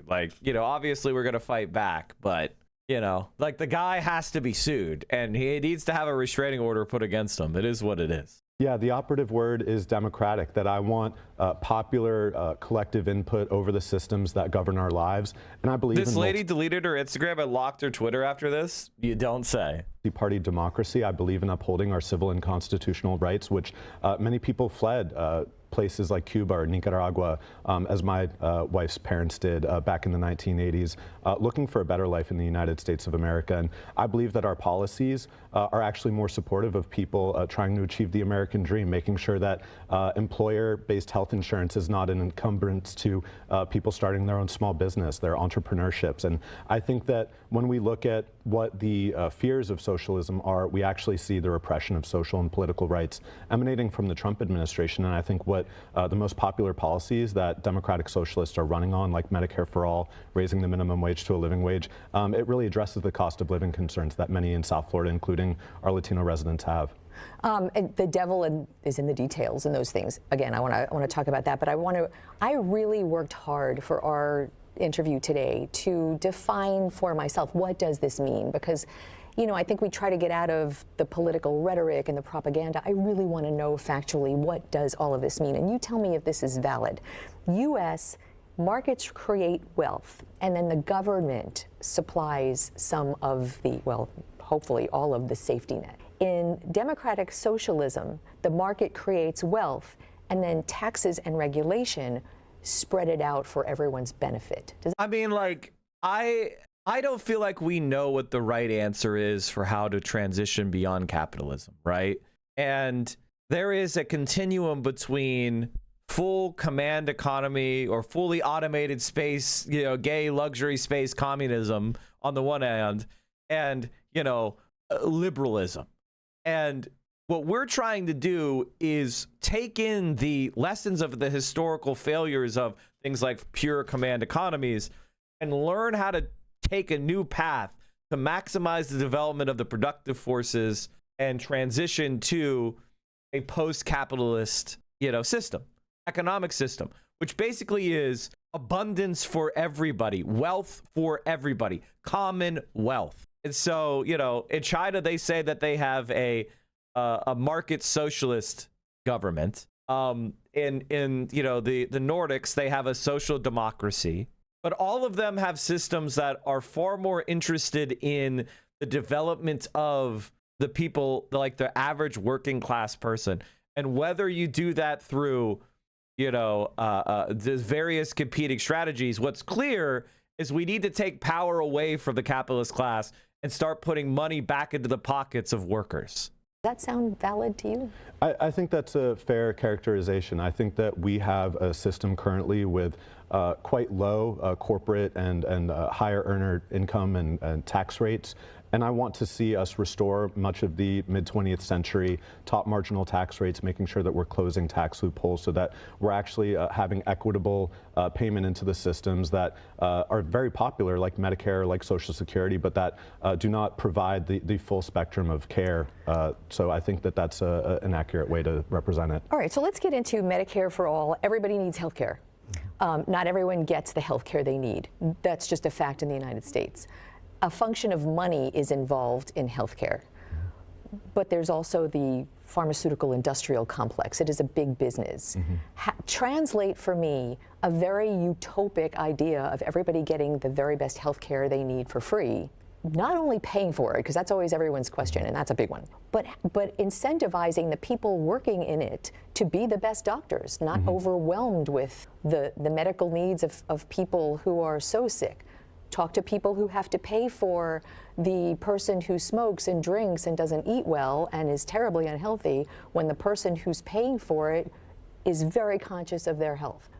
Take me through those real details of getting to where you want to be. Yeah, I think when we look at insurance pools as a whole, it's having the broadest possible risk pool, the same way that when we look at the fragmentation of the property insurance market in Florida and these sky-high rates that people are dealing with, we're suffering from the same issue with the healthcare marketplace currently, where there's what we hear is that we want competition, but what that really means is that there are a few private health insurance industries that really have a monopoly over the marketplace and are able to charge whatever they want, not just to consumers, but or people in need of health care, but to hospitals, to the places that need to reimburse for these costs. So what I would like to see in the United States, which is the wealthiest nation on earth, not to guarantee healthcare is a right, and we pay twice as much per capita as other peer nations with similar incomes with worse outcomes. So I want to see us make sure that Medicare is expanded to cover everyone, expanded and improved, including coverage for vision, hearing, mental health care, reproductive health care. And you want to see that, but that's a wholesale change. Does that, practically speaking, do you see that as a possibility in the way you're speaking about it? I do. The phase-in of a Medicare for all system would lower the Medicare eligibility age from 65 to 55 to 45 until it eventually, within a few years, covers everyone. This is actually a more cost-effective way of delivering health care for people because we wouldn't have premiums, deductibles, co-payments, or out-of-pocket costs, and the enormous administrative costs that healthcare providers, that doctors and nurses spend so much time getting claims covered or going back and forth with the insurance paperwork. That takes away Bureaucracy. from their actual capacity to deliver this care. Talk to me about ICE. You've said you want to defund ICE. ICE right now in the news for things that go wrong. However, immigration and customs enforcement is a critical part of the nation's security. Defunding ICE and replacing that with what? We had a system of immigration enforcement prior to 2003 with the establishment of DHS and ICE being created. The United States was able to function for well over 2 centuries with a more civil administration over the immigration system. Okay, let me just stop you there. So you're not, is it defunding that you want to do or just revolving back to a pre-President Trump policy? I want to abolish ICE. I do not think that a militarized immigration enforcement agency is necessary when there are violations of the immigration policy of this country. These are civil violations. They're not criminal, and they don't need criminal enforcement or militarized enforcement. What I would like to see is a system with much more capacity for immigration courts to adjudicate and process asylum claims. One thing that I would say, Oliver, as far as on this policy, I don't know if he's still watching, but one piece of advice I would say is, if you look at the polling, people believe that there is a pathway to citizenship for people who follow the rules, and there is not. So people think that when you do illegal immigration that you're jumping the line, but there is no line, right? So what I would like to see is for people that have been in this country for an extended period of time, that have American relatives, that have followed the law and been productive members of society, that they should have a clear pathway to citizenship. We should ensure that there is a process of orderly immigration where we can provide a system that enforces labor laws on employers that hire immigrants, while at the same time ensuring that we have a clear pathway to normalization and status for people that, like dreamers, who have been part of our society for so long. And we should have an immigration system that is focused on orderly processes, protects the interests of American workers, while also preventing this like massive militarized police force. Like that, I think, is the most poll-tested way of talking about it, where people want a pathway to citizenship for lawful, productive immigrants. People want criminal immigrants to be deported. That's what the polls show, okay? And when they see disorder, when they see like people flooding across the border or people, large encampments, people associate that with disorders. That's when they disapprove of immigration. But if you're just talking about like immigrants as a population or immigrant like policy, people are pro-immigration. So there's like this contradiction between Americans are pro-immigration, but they're anti-disorder. So if your policy encourages disorder, it's going to be unpopular. But if your policy returns to an orderly functioning, it's going to be popular because Americans are positively disposed toward immigration. And I feel like the Democrats have not been able to win a conversation that they should easily be able to win. Would amnesty be, instead of amnesty, say pathway to citizenship? It means something very similar. It's just people like hearing pathway because it means that they have to follow some sort of process, right? Whereas you say amnesty, it's like rewarding people for, like, if you talk about it through the terms of amnesty, you're talking about crimes. You're talking about mass forgiving crimes, and that rubs people the wrong way.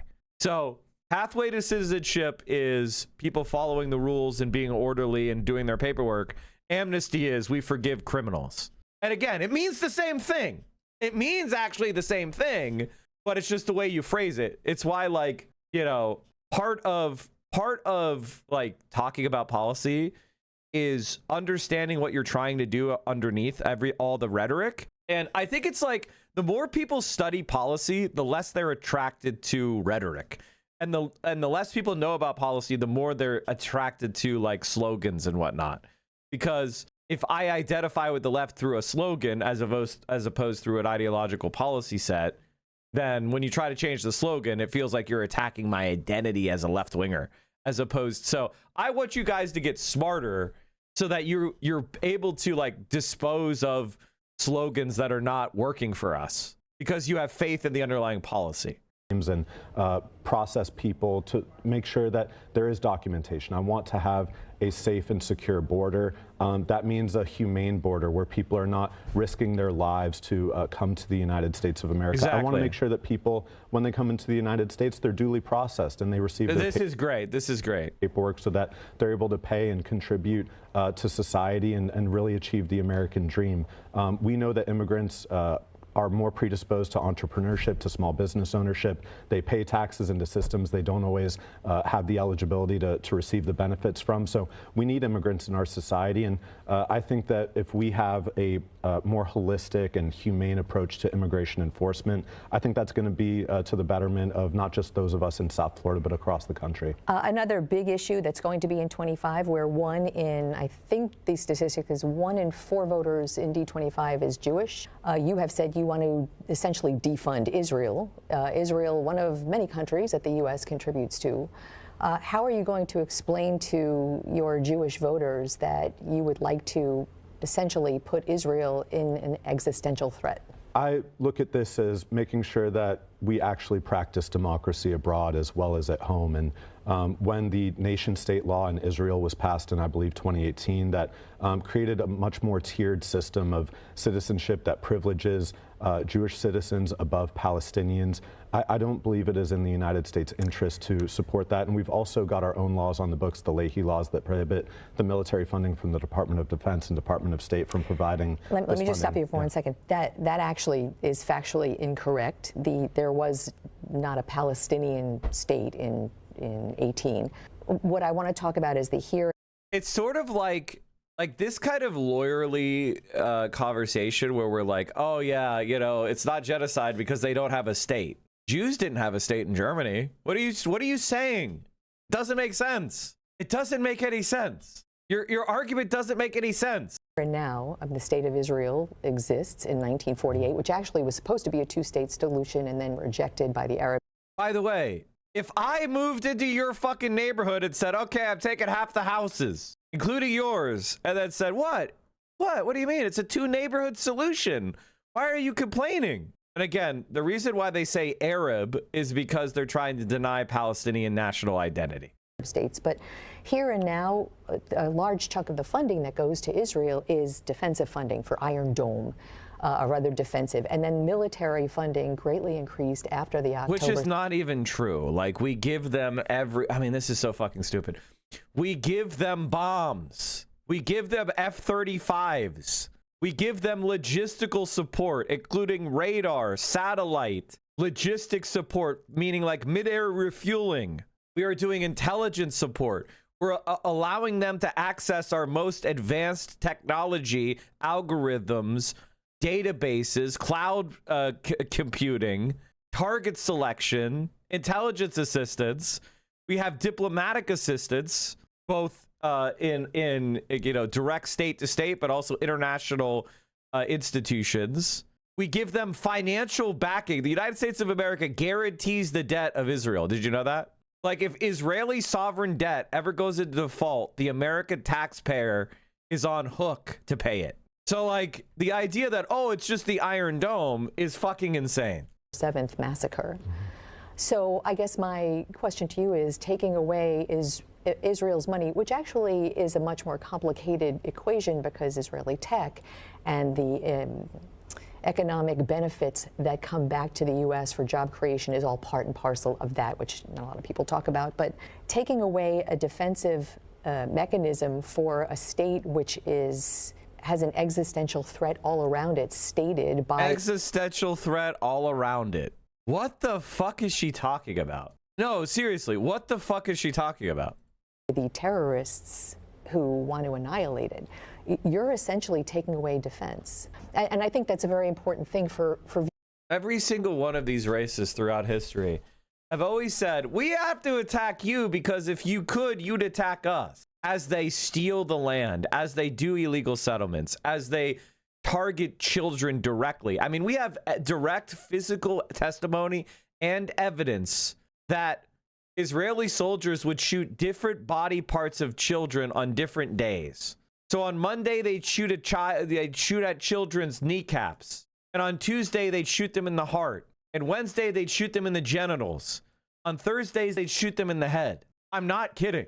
We have stories of Israeli quadcopters with speakers playing the sounds of children crying or screaming in distress, and then shooting Good Samaritans who would come out of their homes at night to try to help what they believe to be a child in distress. Like, I need you to understand that when we're talking about war crimes, we're talking about stuff that hasn't been seen since the Nazi rampage across Eastern Europe. And again, when I say stories, I mean confirmed, factual statement. Viewers in your district, because that's what they want to hear you talk about. Why?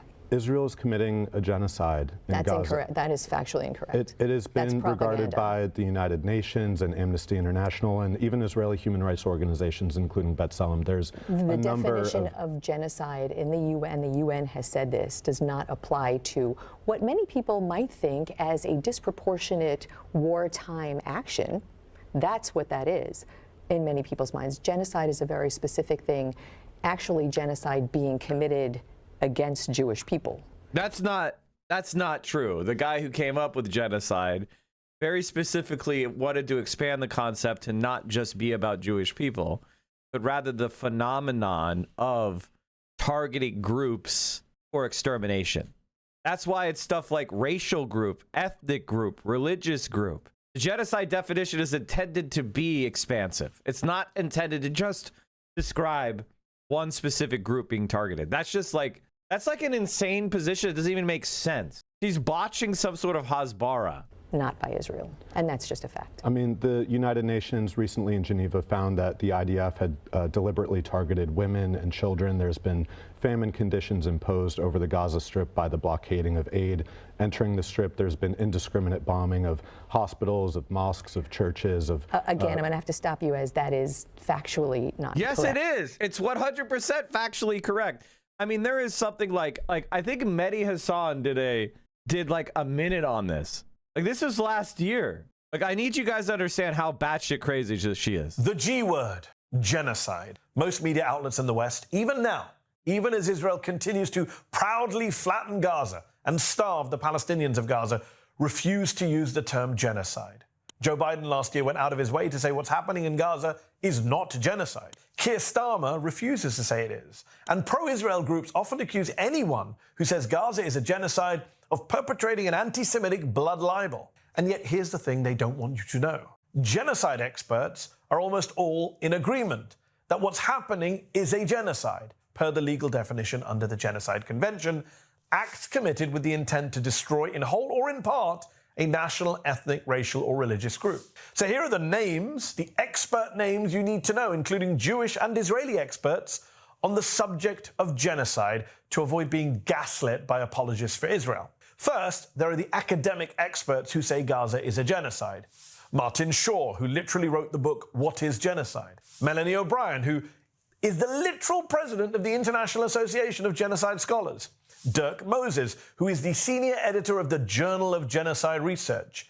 Eva Vukušić, who helped prosecute the Srebrenica genocide. William Shabas, who even defended Myanmar against charges of genocide, against the Rohingya, but says what Israel is doing in Gaza now is a genocide. There are also the Israeli genocide experts, the Israeli historians of the Holocaust, who say Gaza is a genocide. Professors Omer Bartov, Amos Goldberg, Daniel Blattman, Raz Siegel, Lee Mordecai, Dr. Shmuel Lederman, who was originally opposed to calling Gaza a genocide, but now says, quote, what Israel is doing in Gaza is genocidal in every sense. Then there are the human rights groups who say Gaza is a genocide.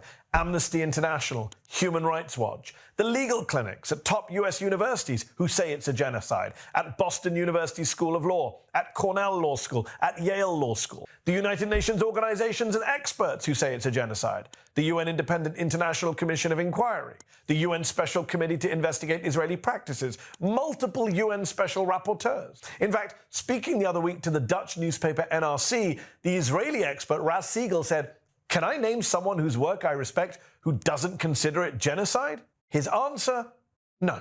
The Israeli expert Shmuel Lederman says it's now the consensus view among genocide researchers. So apologists for Israel and lazy and cowardly both sides media outlets might want to reject the charge of genocide in Gaza. They might want to pretend it's hyperbole or even anti-Semitic. But the actual experts on genocide, they know a genocide when they see one, and they see one in Gaza. The G word. I mean, there you have it. I mean, it's as clear cut as can be. But I hear you talking about something very important to a lot of people, and certainly who think that way.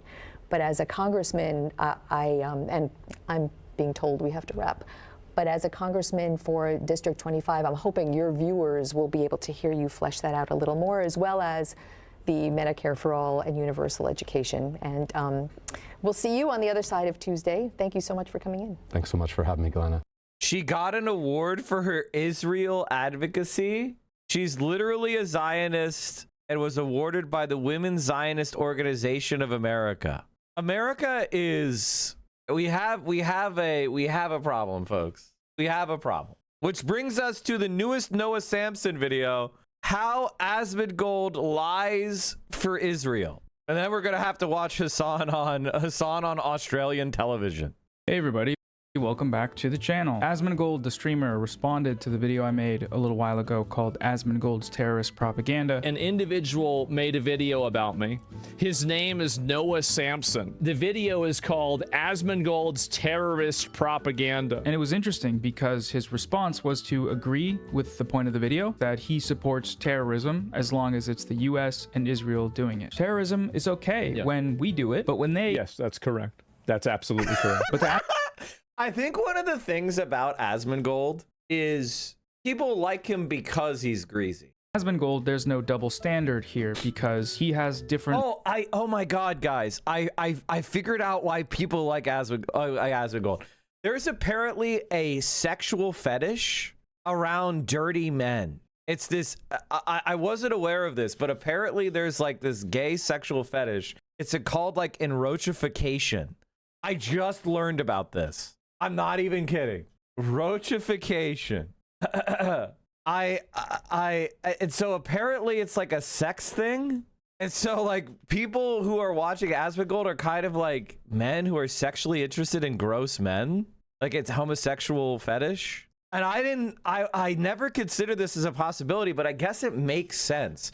And that's why he was wearing the kind of like pride shirt. I think it was for his fans. Terrorism is okay when we do it, but when they... Yes, that's correct. That's absolutely correct. But to Asmongold, there's no double standard here because he has different values, and these values rely on a hierarchy of human rights. Oh my God, chat, I just realized something. We are 3 hours into the stream, and I forgot the show. Ladies and gentlemen, we are dangerously close to the sub goal of 6,420 subs. Now, if you enjoy the content, hey, listen, how many people have to tell you Mike from PA was the foundational supporter of their project? You know, we were here with Claire Valdez and Donovan McKinney and Oliver Larkin and Francesca Hong and Ryan Clancy. We have just been doing banger after banger after banger and after banger. And everybody we've supported, whether they won or barely lost, both Hartzell Gray and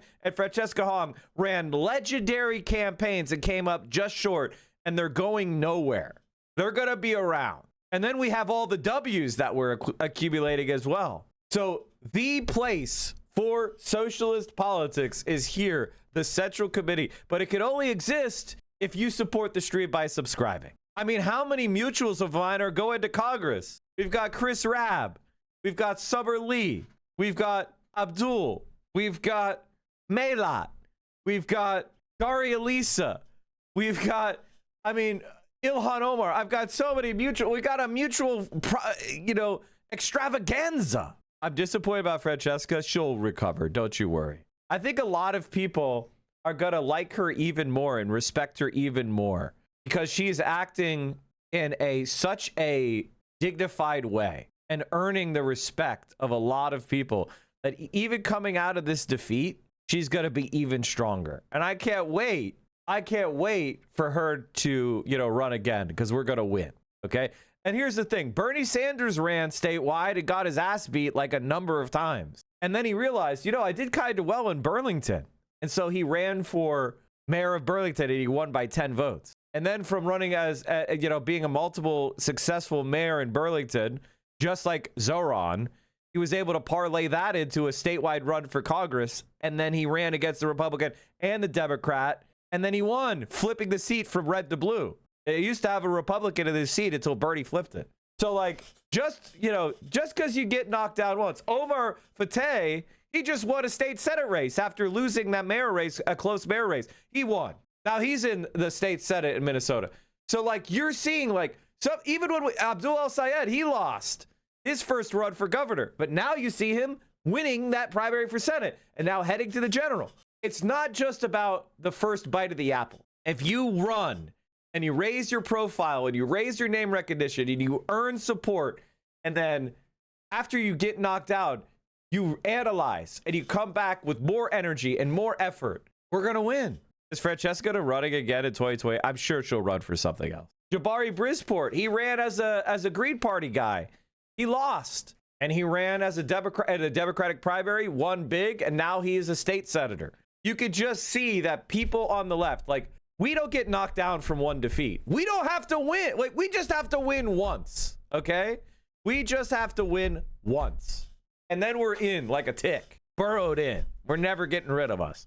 Because when people see us in office, with very few exceptions, they love what they see. Not a double standard. There's just a misunderstanding of my value system. My value system works like this. American interests are my primary concern. Western interests are my secondary concern. And I would say harmonious world interests are my third concern. We are human and they are not. To quote Asmongold himself, it's really that simple. It's that simple. Yes, that's correct. And that's fairly straightforward, right? If you view some groups as less human than others, then you won't care if they get killed or genocided. Under his moral framework, this all makes sense. But if this is his position, then why does he have to lie? See, in his reaction stream, Asmongold tells a bunch of lies. He misrepresents sources, he denies facts, he ignores evidence, all in order to deny that Israel and the United States are doing terrorism, that they're killing civilians, committing genocide, starting war. Anyway, chat, thank you guys so much for all the support. The King of Wit, thank you for the 1,000 bits. Socialism or barbarism, thank you for the 5 gifted. King of Wit, thank you for the 5 gifted. You guys, gals, non-binary pals are the best. We're almost there, chat. We're almost at 6,000 subs. Oh, we're just under. We're 2 subs under. We're almost there. Green base guy. Thank you for the resub. Wars of aggression, which is odd, right? Because if he's okay with U.S. Israeli terrorism, that's absolutely correct. Then he shouldn't need to lie about these things. So let's just look at some examples of what I mean, right? So in my video, I brought up the Menab Elementary School bombing. On the first day of the war, the U.S. bombed an elementary school. The Emperor of Ovaltine and Stranger, thank you so much. Look at this fucking story, dude. Killed over 150 people. The vast majority of them were children and teachers. And in response, Asmongold blamed Iran. In the first week of the war, the United States blew up an Iranian elementary school, killing 156 people. I think Iran blew it up themselves, in my opinion. I don't think it was us. I think Iran blew it up themselves. They have no problem martyring their own people, and I wouldn't put it past them. We've known since basically the week that this happened that it was the United States. They used Tomahawk missiles. There's visual and fragment evidence. Speaking to weapons analysts, they identified this missile as a Tomahawk missile, and only the US in that war was using Tomahawk missiles. And every subsequent investigation on the issue has shown that it was the United States. From the New York Times, from Sky News, from Amnesty International, from Forensic Architecture, from the US government, government officials themselves. The claim that Iran was responsible originates from some monarchist telegram groups that pushed misinformation about this happening, and then that was boosted by a bunch of pro-Israel social media circles. But these were quickly debunked. This Telegram account has no link to Iranian authorities. It is an opposition outlet that is well known for mixing information and satire. And that was 4 months ago. So either Asmongold saw this 4 months ago and then did not encounter a single piece of information since about what happened, or he has, and he's not telling the truth. Who knows? It could be either. Let's look at some more examples. Happy birthday. In my video, Tomorrow's my birthday. The best present I can buy myself is continuing my tier 3 sub. Con man, thank you for the tier 3 sub. Holy shit, you're the best, man. Appreciate you. Paired Israel's ceasefire violations. Can we get some bended knees for a tier 3? Hezbollah's. During the so-called ceasefire in Lebanon, Israel had committed over 10,000. Glenda Milberg, 64, and husband Michael D. Milberg, 68, have they live in Miami Beach. They have a 3.5 million, 3-bed, 3-bath home in Miami Beach, Florida. They purchased it for $244,000 in 1993. Jesus. God, the return. Oh my God, boomers, man. Violations, while Hezbollah on the other side had fired only 4 rockets. But Asmongold still manages to defend Israel here for an amazing reason. Where Israel committed literally 10,000 violations, Hezbollah fired a total of 4 rockets. But for him, that's a valid reason to promote the IDF's destruction of I think that I think flying over something is not as bad as shooting a rocket.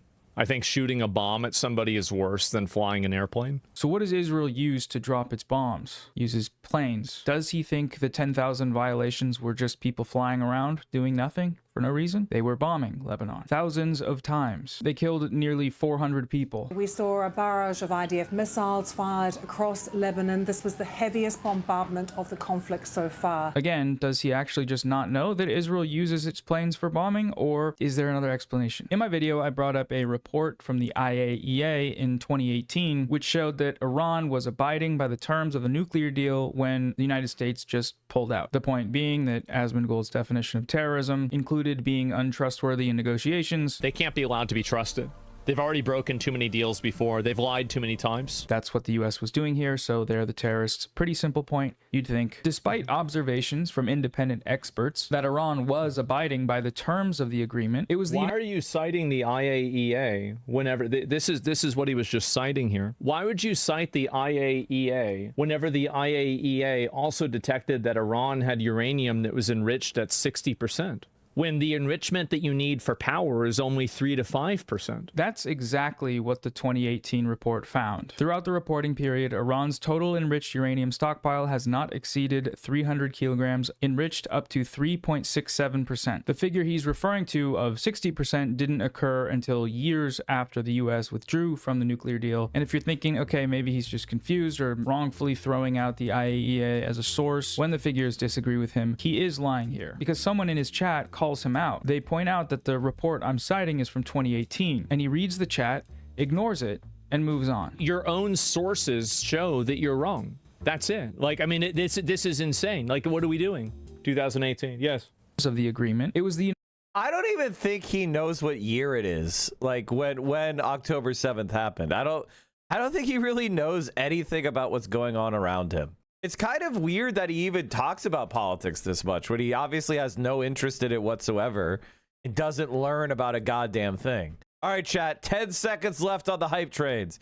Thanks for the streams, pushing me to join DSA. Thank you for joining. United States, who randomly decided to pull out. So this sort of strange, confused lying thing isn't the only tactic he uses to pretend that the US and Israel aren't terrorists. Another one of his moves is just straight up propaganda, like Netanyahu speech, IDF spokesman style propaganda. And with this one, he really plays the hits, you know, human shields. They want to use these people as human shields, get people killed for international clout. When they use civilians as human shields, they're the ones who are responsible. They use the Lebanese people as human shields while they fire rockets from apartment buildings into Israel. Hezbollah has been using you as human shields. It placed rockets in your living rooms and missiles in your garage. Using innocent people as human shields. The civilians that Hamas has forced into the role of human shields. The reason why they're firing rockets from residential... By the way, why would that... has Israel ever cared about a human shield?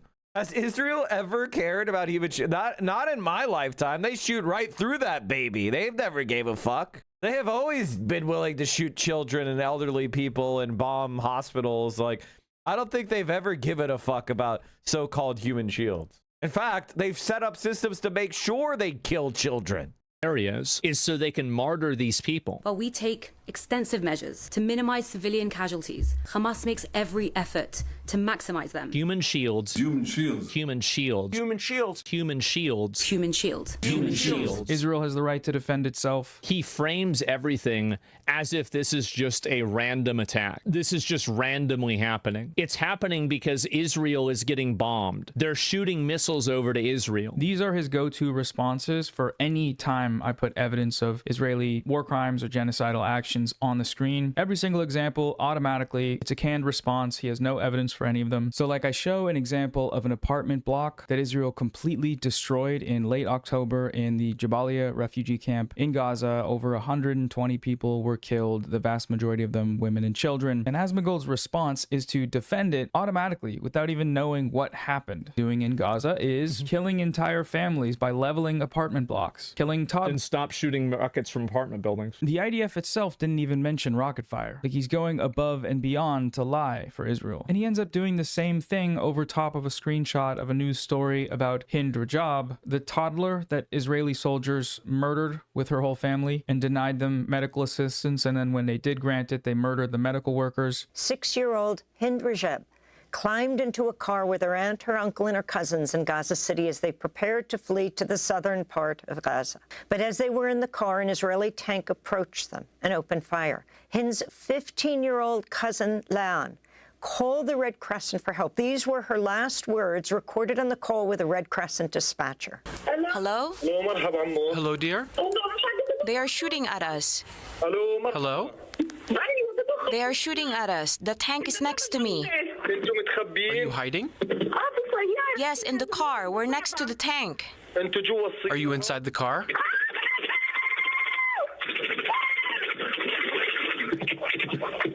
Hello? Hello? Hello?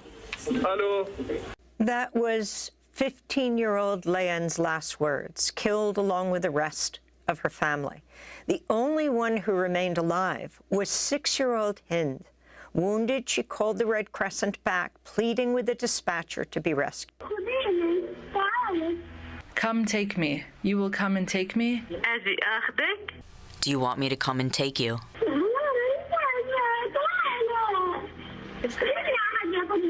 I'm so scared. Please come. Please call someone to come and take me. Okay, dear. I will come and take you. After seeking approval from the Israeli military, 2 emergency workers with the Palestine Red Crescent, Yusuf Seno and Ahmed Almadoun, went to try to rescue 6-year-old Hind. But dispatchers lost contact with the medics. Nearly 2 weeks later, Israeli forces finally withdrew from the area, and on Saturday, Hind's surviving family ventured back to the neighborhood. They found Hind dead inside the car, alongside the bodies of 5 of her family members. The car was riddled with bullet holes. The bodies of the 2 emergency workers were also found in an ambulance nearby, appeared to have been killed by Israeli fire just yards away from the car. While this story is on the screen, he's talking about some rocket fire. It's very jarring to watch. Stop shooting rockets from apartment buildings. And in some cases, he goes above and beyond typical Israeli propaganda claims. So to downplay the civilian death toll in Gaza, he argues that they're being over-reported because Hamas kills journalists that report military casualties. The vast majority of the people that Israel has killed in Gaza have been civilians. That is the conclusion of every independent expert. The only ones... Because any people that go over there have to be pressured by the terrorists, because if they don't repeat the terrorist propaganda, the terrorists kill them. I think one of the things about Asmongold in particular that, you know, you should notice is that he's trying to create informational effluvia, is the best way to put it, which is, imagine there's a stream of information, it's well vetted, it's got good sources, it's backed up by multiple independent third parties. He just tries to take a shit in the middle of the stream. There's no attempt, right? And so, like, what do you do? Like, what would we do in the real world if somebody did that? Like, if there was like a stream or a river or a spring that was the source of water for a community, and somebody went in and intentionally polluted it, like took a shit in it, literally, what would be the consequences? The consequences would be physical, right? Like the consequences would be direct and physical to the guy who did that. They would arrest that guy. He would be charged with a crime. He would have his freedom taken away. He would go to prison, right? Like that's the conclusion. Because again, this isn't an accident. This isn't some sort of like mistake. This is somebody intentionally just making shit up to make everybody more confused about what's going on for the purpose of covering up what? The murders of civilians. Now, I'm not particularly mad about it. It's just more like when you see Asmongold, you should think to yourself, he's irrelevant. He doesn't matter. He's never said anything of value. He's literally just a fetish. He's just a roachification fetish creator for closeted conservative homosexuals who are interested in watching him be as gross as possible for sexual gratification. Like that's what it is. That's what his content is. His content is being slimy. That's the reason why. And this one's just bizarre because, like, obviously no one needs to make anything up to prove civilian casualties. There's thousands upon thousands of videos and photos, but journalists aren't even the one that tally death tolls. That's the health ministries in Gaza and Lebanon. That's the usual line of attack for Israel propagandists, is to say they're not trustworthy, even though they are, based on independent observers, and the Israeli military itself has accepted their figures. But the ministries are typically what people attack. This is something completely different and off the wall, and I've never seen it actually happen. He doesn't cite a single source in this video, but he does allude to a source, and it's for this claim about journalists being killed by Hamas, which is a 10-year-old expose about the Associated Press that was written by a former IDF soldier and at the time AP journalist. And this is actually exposed by a person coming out of the Associated Press about 15 years ago. But for some reason, people just keep eating it up and assuming that everything that they're saying is completely true. But even that article written by the former IDF soldier doesn't say that. It talks about a handful of instances of journalist intimidation, but not a single instance of actual violence, let alone killing. And then he moves from this claim, where he's pretending to care about journalist freedom, to say that, well, actually, all the journalists in Gaza are Hamas, so you can kill them anyways, I don't care. Targeting men, women, children, journalists, health. Of course. They're not journalists, by the way. Half of their journalists have pictures of them fighting and shooting an AK-47. The entire idea that, oh yeah, Israel's killing these journalists. Remember the other Hamas journalist that, like, he gets killed and there's like 5 videos of him shooting an AK-47? You guys have no idea. By the way, who gives a fuck if somebody had an AK-47 like that? Why would that be relevant? Who gives a shit? Who gives a shit? That's like saying, oh, somebody shot an AR-15. You can't trust them as a journalist. You got to show like actual evidence of bias. Having an AK, which like shooting guns is what almost every male on the planet thinks is fun. That doesn't mean anything, you fucking dope. Like, you're from Texas. What are you talking about? How deep does terrorist propaganda goes? These justifications are only coherent if your one principle is defending Israel. When he can't deny the facts by just lying about them or misrepresenting sources, and when he can't deflect with Israeli propaganda lies, he just folds. He doesn't even try to respond or defend himself. He'll either scoff and roll his eyes, shooting babies in the head with snipers while they're being breastfed by their mothers alone in tents in broad daylight. The vast majority of the people that Israel has killed in Gaza have been civilians. That is the conclusion of every independent expert. Or sit there in silence while facts are being displayed on the screen that challenge his worldview. On March 12th, 2026, Israel bombed a beachside tent encampment housing people that they had displaced from their bombings, killing 8 and wounding 31. The strike came in the middle of the night, and it was a double tap strike. The first missile landed and killed 3 people near the beach, and when people approached to help the victims, the second missile landed. No evacuation warning was issued. This was in a safe zone. Before Hezbollah existed, Israel invaded Lebanon, killed tens of thousands of people, the vast majority of whom were women and children, directly facilitated the slaughter and rape of thousands of civilians in the Sabra and Shatila massacre, a massacre the United Nations General Assembly declared an act of genocide. Hezbollah was formed in response to this genocidal invasion, as a group resisting it, fighting to get Israel out of their country. And that's exactly what they did. Or he'll feign disinterest, you know, he'll pretend that he doesn't care about Israel. I don't really care what Israel. I don't really care what Israel does. That's why we need to give them $350 billion, send our aircraft carriers out there, take all the weapons out of South Korea that are designed to defend against a nuclear strike, you know, alienate all of our allies, use up all our most expensive weapons, and destroy the United Nations and humanitarian organizations. But I don't care about Israel, bro. Is doing, because Israel isn't the one that are blowing up our trade ships and disrupting trade in the Strait of Hormuz. I have no interest in what Israel is doing or not. What Israel does with Iran or with Lebanon or with Gaza, that is their purview. Even though he spent the previous hour, you know, defending it, using all its propaganda talking points. Human shields. Or history. You know, history is a big one. He doesn't care about it. When that history shows examples of past Israeli aggression. All of this historical babble, all of this bullshit means literally nothing to me. I don't care what happened in 1950. I don't care what happened in 1970. But when he wants to defend current Israeli aggression, then he does care about history all of a sudden. Look at Lebanon in the 60s. It was a great place. Lebanon has the potential to prosper and be a great country. Then what happened? Then what happened, bro? They can't do that if they have Hezbollah in their country. Or their genocidal bombing campaign in Gaza, which he compares favorably to Dresden. Remember we dropped a firebomb on Dresden when we burned thousands of people alive? Shouldn't have fucked around. Or there's a concern trolling, where he says, no, I don't care about the people in these places. I just care about Americans. But also, I actually care the most about the people in these places. The people that are in these countries suffer the most from it. They are the ones that suffer from it more than anybody else. More than Israelis, more than Americans, more than anybody else. They are the ones that are truly being terrorized and terrified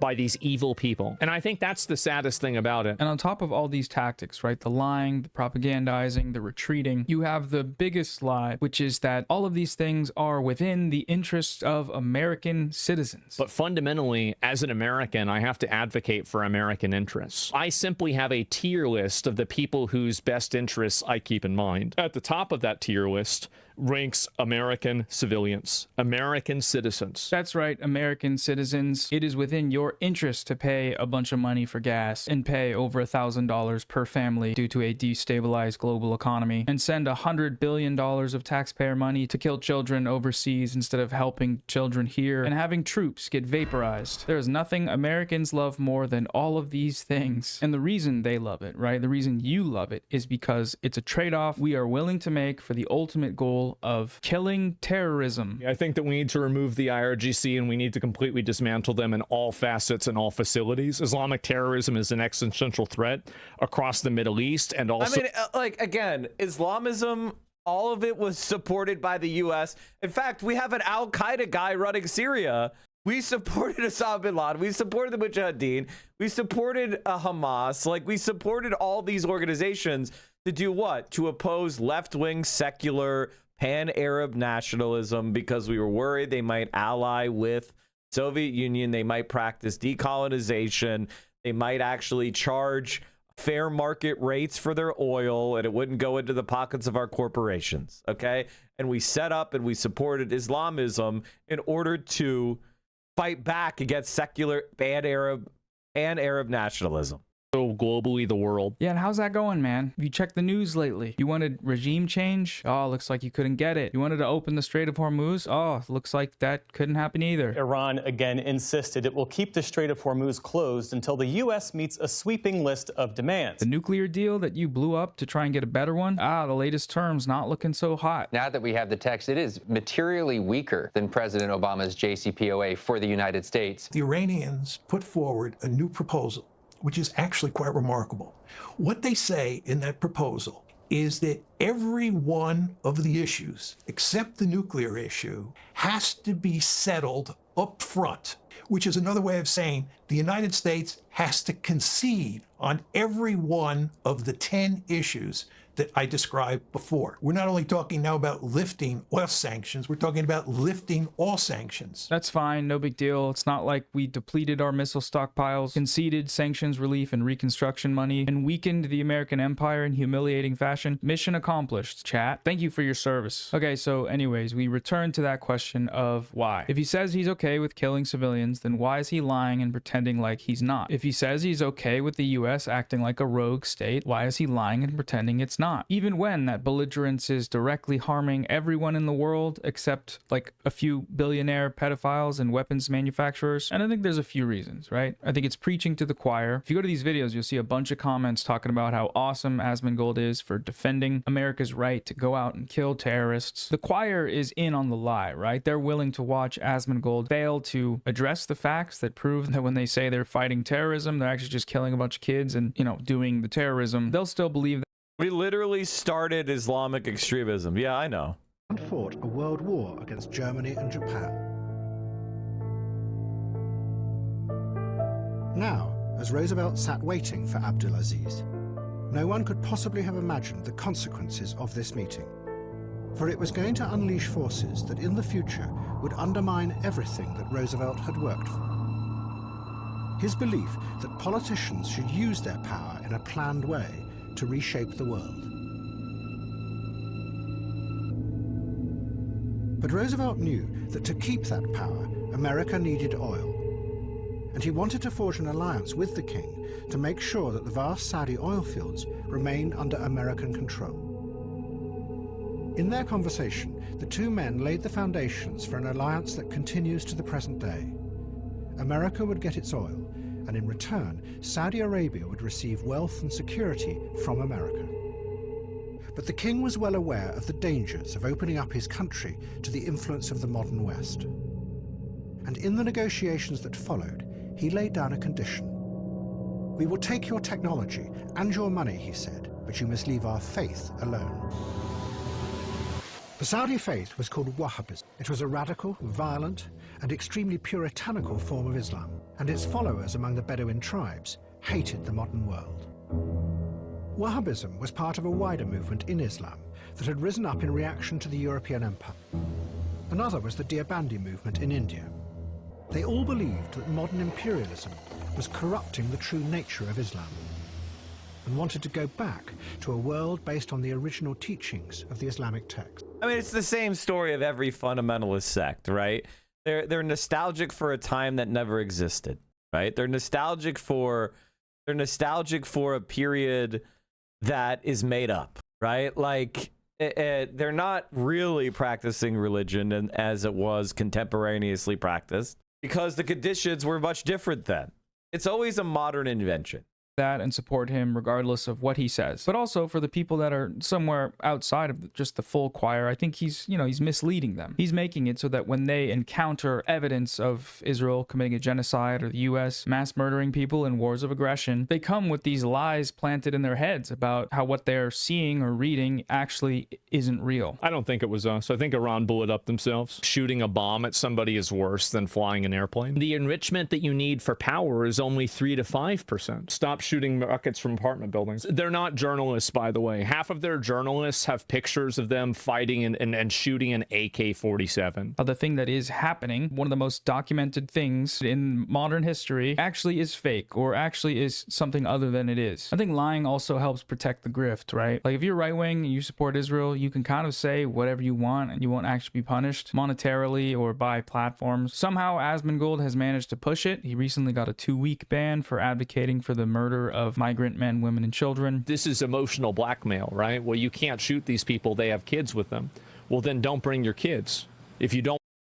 I think, like, obviously, whatever I look at him, and now I know that he's a roachification fetish content creator, and everybody who watches him is fantasizing about being gross and dirty, filthy. Like the regular reaction to this is to just be like, wow, this guy, he really likes to encourage violence. You know, this guy really likes to encourage violence. It's almost like he believes that might makes right. Want to get shot, then don't bring your fucking kids. It's really simple. If you're fleeing for your lives from MS-13, which started in American prisons, by the way, and was then re-imported into these countries, these cartels are aligned with the United States government. All the things that you think are bad in the world have a source in the U.S. Whether it's the cartels that are within Latin America, whether it's Islamism, those are all products of American imperialism.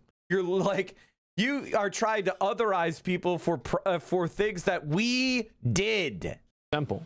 You mean you'd shoot adults and deport the kids, right? Well, I'd shoot whoever. Yeah, I'd shoot whoever. I mean, if it's kids, women, men, anybody, just shoot them. They're going to stop coming over. But he's also aware that it's not a sustainable strategy to be saying stuff like that all the time. So he's acknowledged himself. He's going to tone down his rhetoric, not because he doesn't believe this stuff, but because he doesn't want to get banned. I might try to I'm going to try to obviously tone it down a little bit because I don't want to get suspended all the time. People like this aren't going to last forever, right? But facts are facts. And I mean, he's already cooked. Like, the Trump era is over. He's botting more and more. He has less and less motion. The Trump era is over. Americans fucking hate Trump. Young people hate Trump. Fucking, we just showed you the soldiers. The soldiers are writing, like, soldiers are literally writing in dust about how much they hate Israel. BB's cucks. Be a good goy and do what Israel tells you to do. Operation Epstein Fury.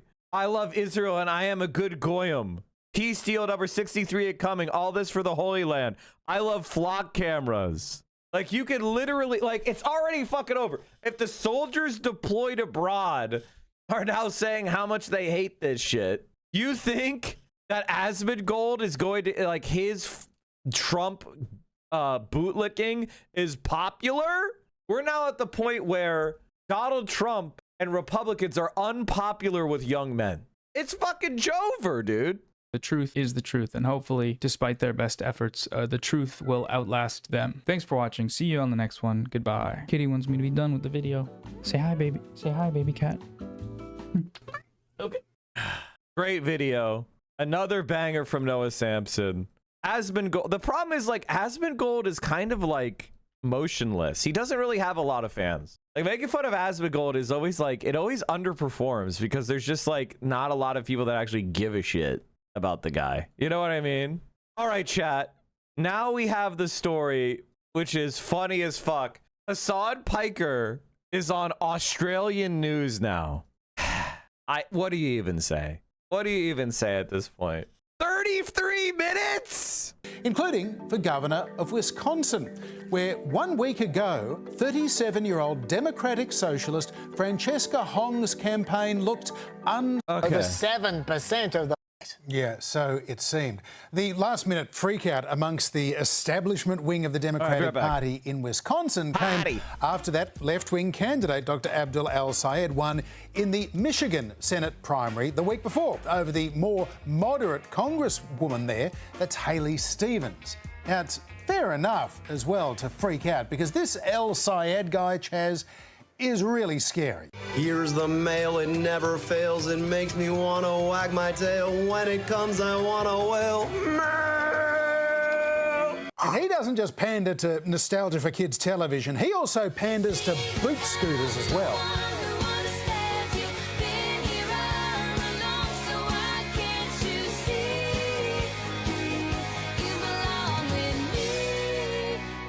Pretty scary stuff. But viral silliness aside, Dr. Abdul El-Sayed's progressive campaign is based on some pretty serious issues like Medicare for all. And in that area, he's seriously qualified as a public health expert, an associate professor of epidemiology at Columbia. He was the director of Michigan's Wayne County Department of Health.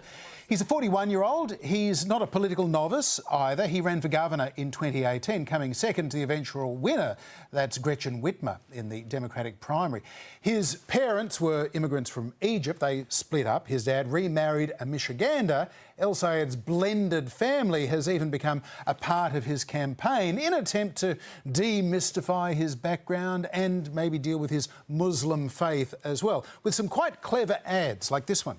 Where did Abdul El-Sayed come from?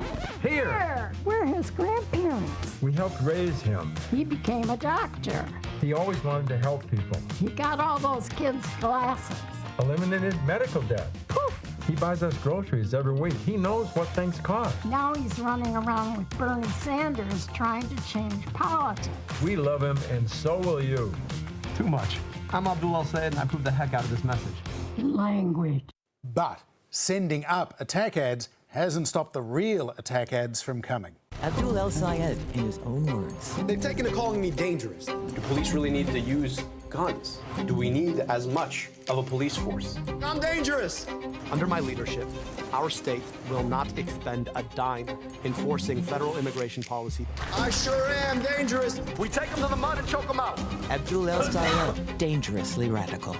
I for Are sure they just am going to show dangerous. anti-Abdul ads? Apparently he is. And President Trump, who Are certainly they going to show, did they show any anti, okay, they showed a positive ad. Did they show any anti-Rogers ads? Like, what's going on? We don't need to watch it. The title says his videos don't get much views. Nobody clicks on Asmongold videos. Are his fans even real? Also, he's fat. No, they don't. His fans are not real. He is the most botted content creator. Honestly, like, I think Asmongold might just be a grand sponsorship scam opportunity.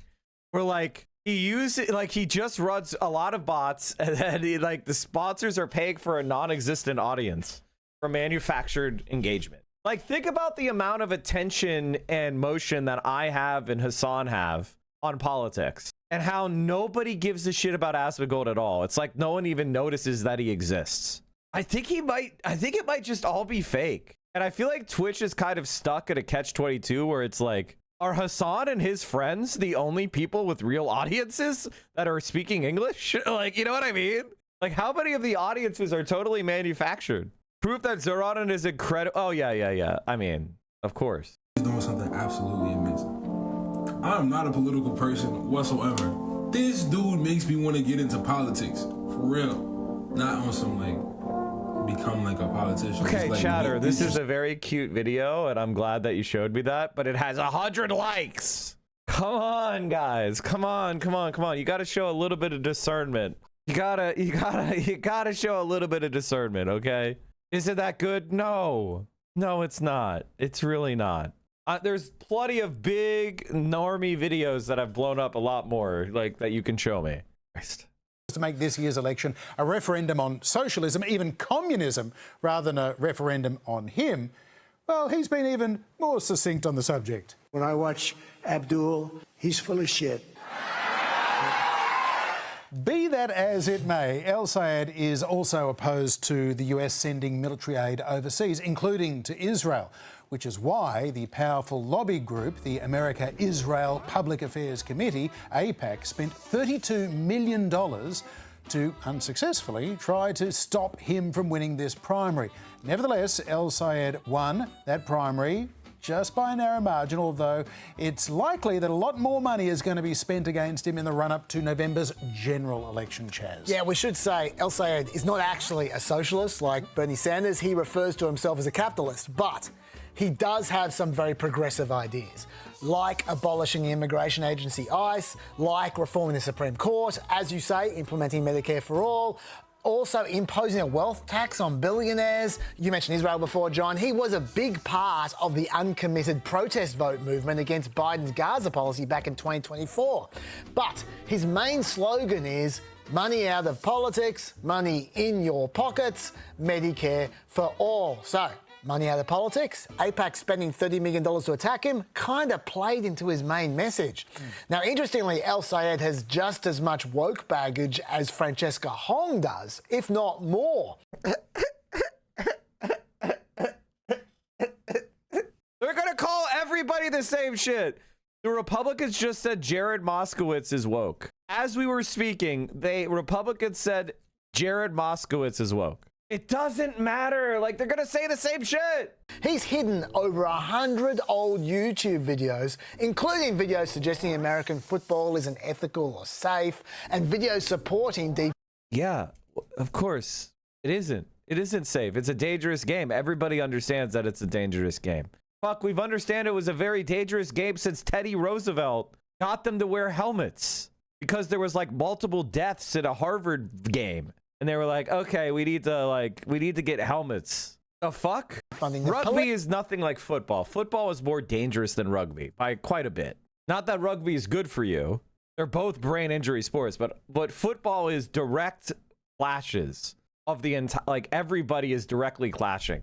Whereas rugby is a lot more fluid. And there are big clashes, there's no doubt, but like everybody's clashing every play in football, which is insane. Like football is deadly. That's why they have to wear the equipment, or else there would be a lot more deaths. And they've changed the rules of American football dramatically over the last 15 years. One of my favorite players of all time was a guy by the name of Hines Ward. And he was like the best slot receiver of all time, best blocking wide receiver of all time. And he would assassinate defensive players. Probably the most dangerous wide receiver for the physical safety of the other team. They like changed the rules because of how well he used to crack people and absolutely destroy them. Blind sliding. No, it's not. It wasn't dirty. It was the rules. It was the rules of the game. It's not dirty to follow the rules of the game. And then they changed the fucking rules because they realized it was deadly. Ryan Clark almost died on the field. I'm not saying it's good. I'm just saying that was the rules at the time. I mean, like, this is the type of shit we're talking about.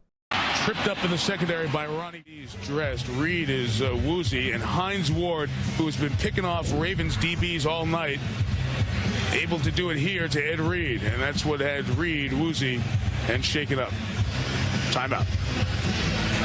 Tripped up in the secondary. By the way, look at the score. By Ronnie D's dressed. Reed is. Oh man, they gotta put him in the Hall of Fame. They gotta put him in the Hall of Fame, man. They gotta put him in the Hall of Fame. So anyway, when we're saying football is dangerous, that's what we're talking about. You don't see shit like that in fucking rugby. And I have played intramural rugby. So again, and I've played ice hockey. It's part of my, it's the brain damage that I have. It's probably has to do with some sort of, part of why I'm fucked up. In fact, El Sayed has his own deleted Thanksgiving tweet. This one saying, Thanksgiving was built on the systematic annihilation of Indigenous people and that we owe so much more than thanks.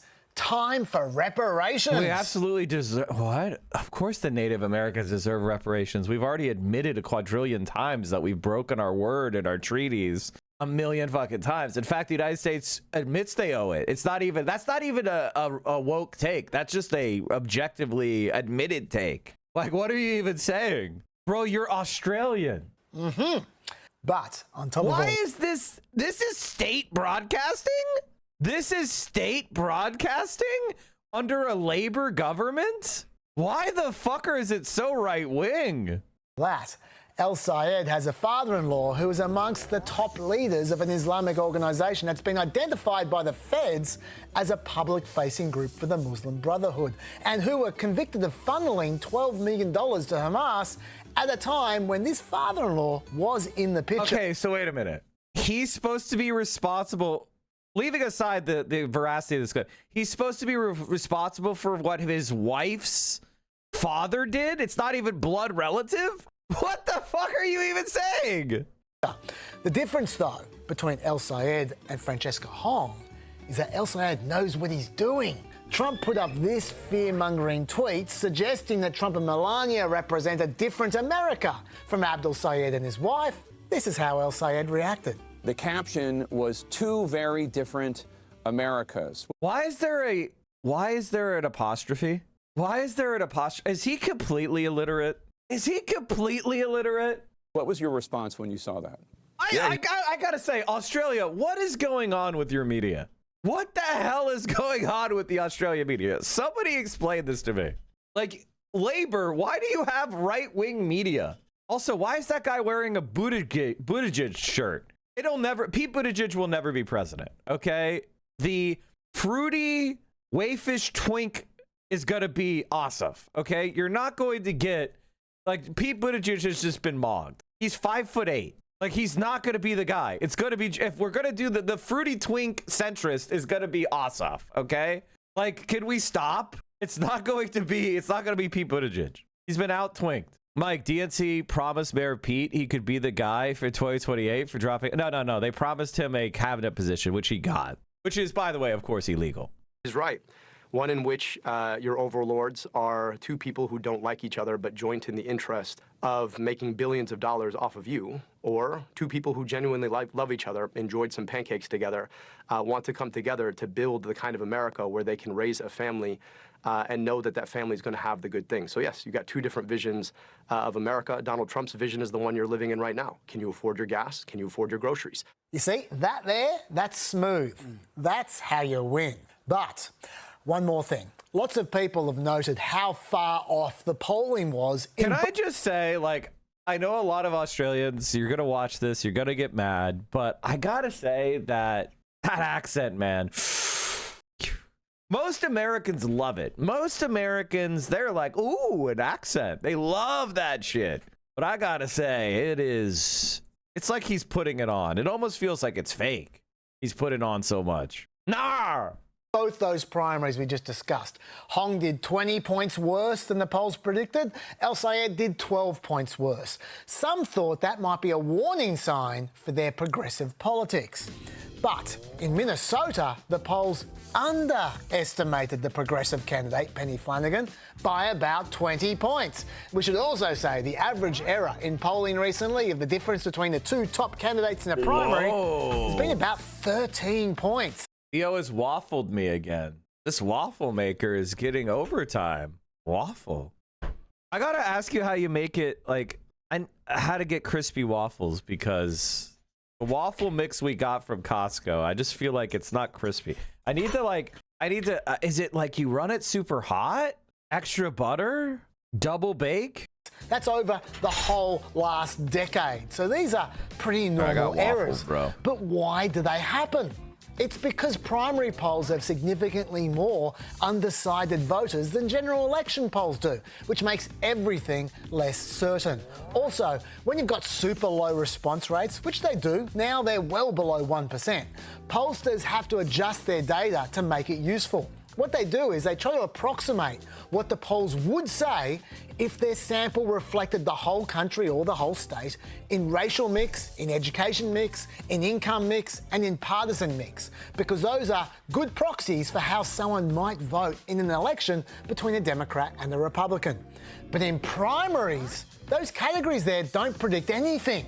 What determines votes are vague and unmeasurable qualities like ideology or issue prioritisation or beliefs or electability. Finally, in primaries, people make their choices often after the polls are over, based on media coverage or advertising right at the last second.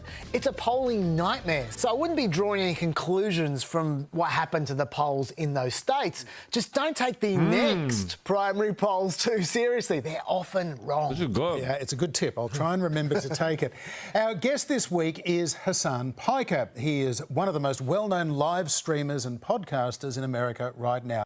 This is like, I'm starting to become an Australian truther. I don't think Australia is real. Like, this video is making me think that Australia is not. I haven't been to Australia. I'm starting to feel like it's not real.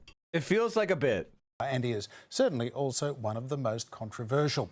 A controversy that really began 6 years ago when he was a member of the left-wing Young Turks political commentary team. It was on his own fledgling live stream program that he said this. America deserved 9/11, dude. I'm saying it. Now, obviously, that was just a very, very short clip without it. God, I want to watch the Ostenox video on that shit now. Its proper context, but it is the clip that most people saw and keep seeing.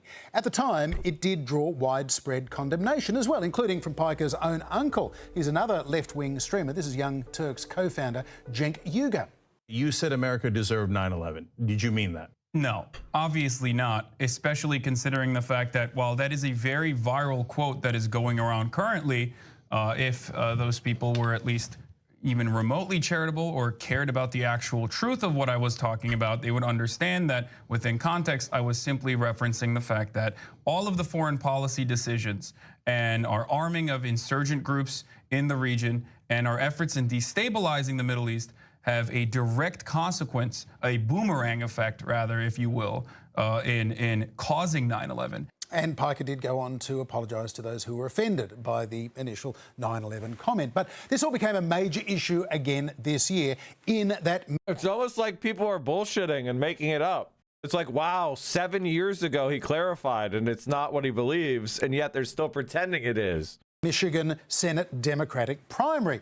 Piker, in the last 5 or 6 years, has become a significant political influencer. He often has prominent left-wing guests on his show, including Bernie Sanders and AOC, and in recent weeks he has hosted and campaigned for Abdul El Sayed. Despite backlash. Progressive Michigan Senate candidate Abdul El Sayed appearing with controversial streamer Hassan Piker at a Michigan State rally where he refused to reject his past comments.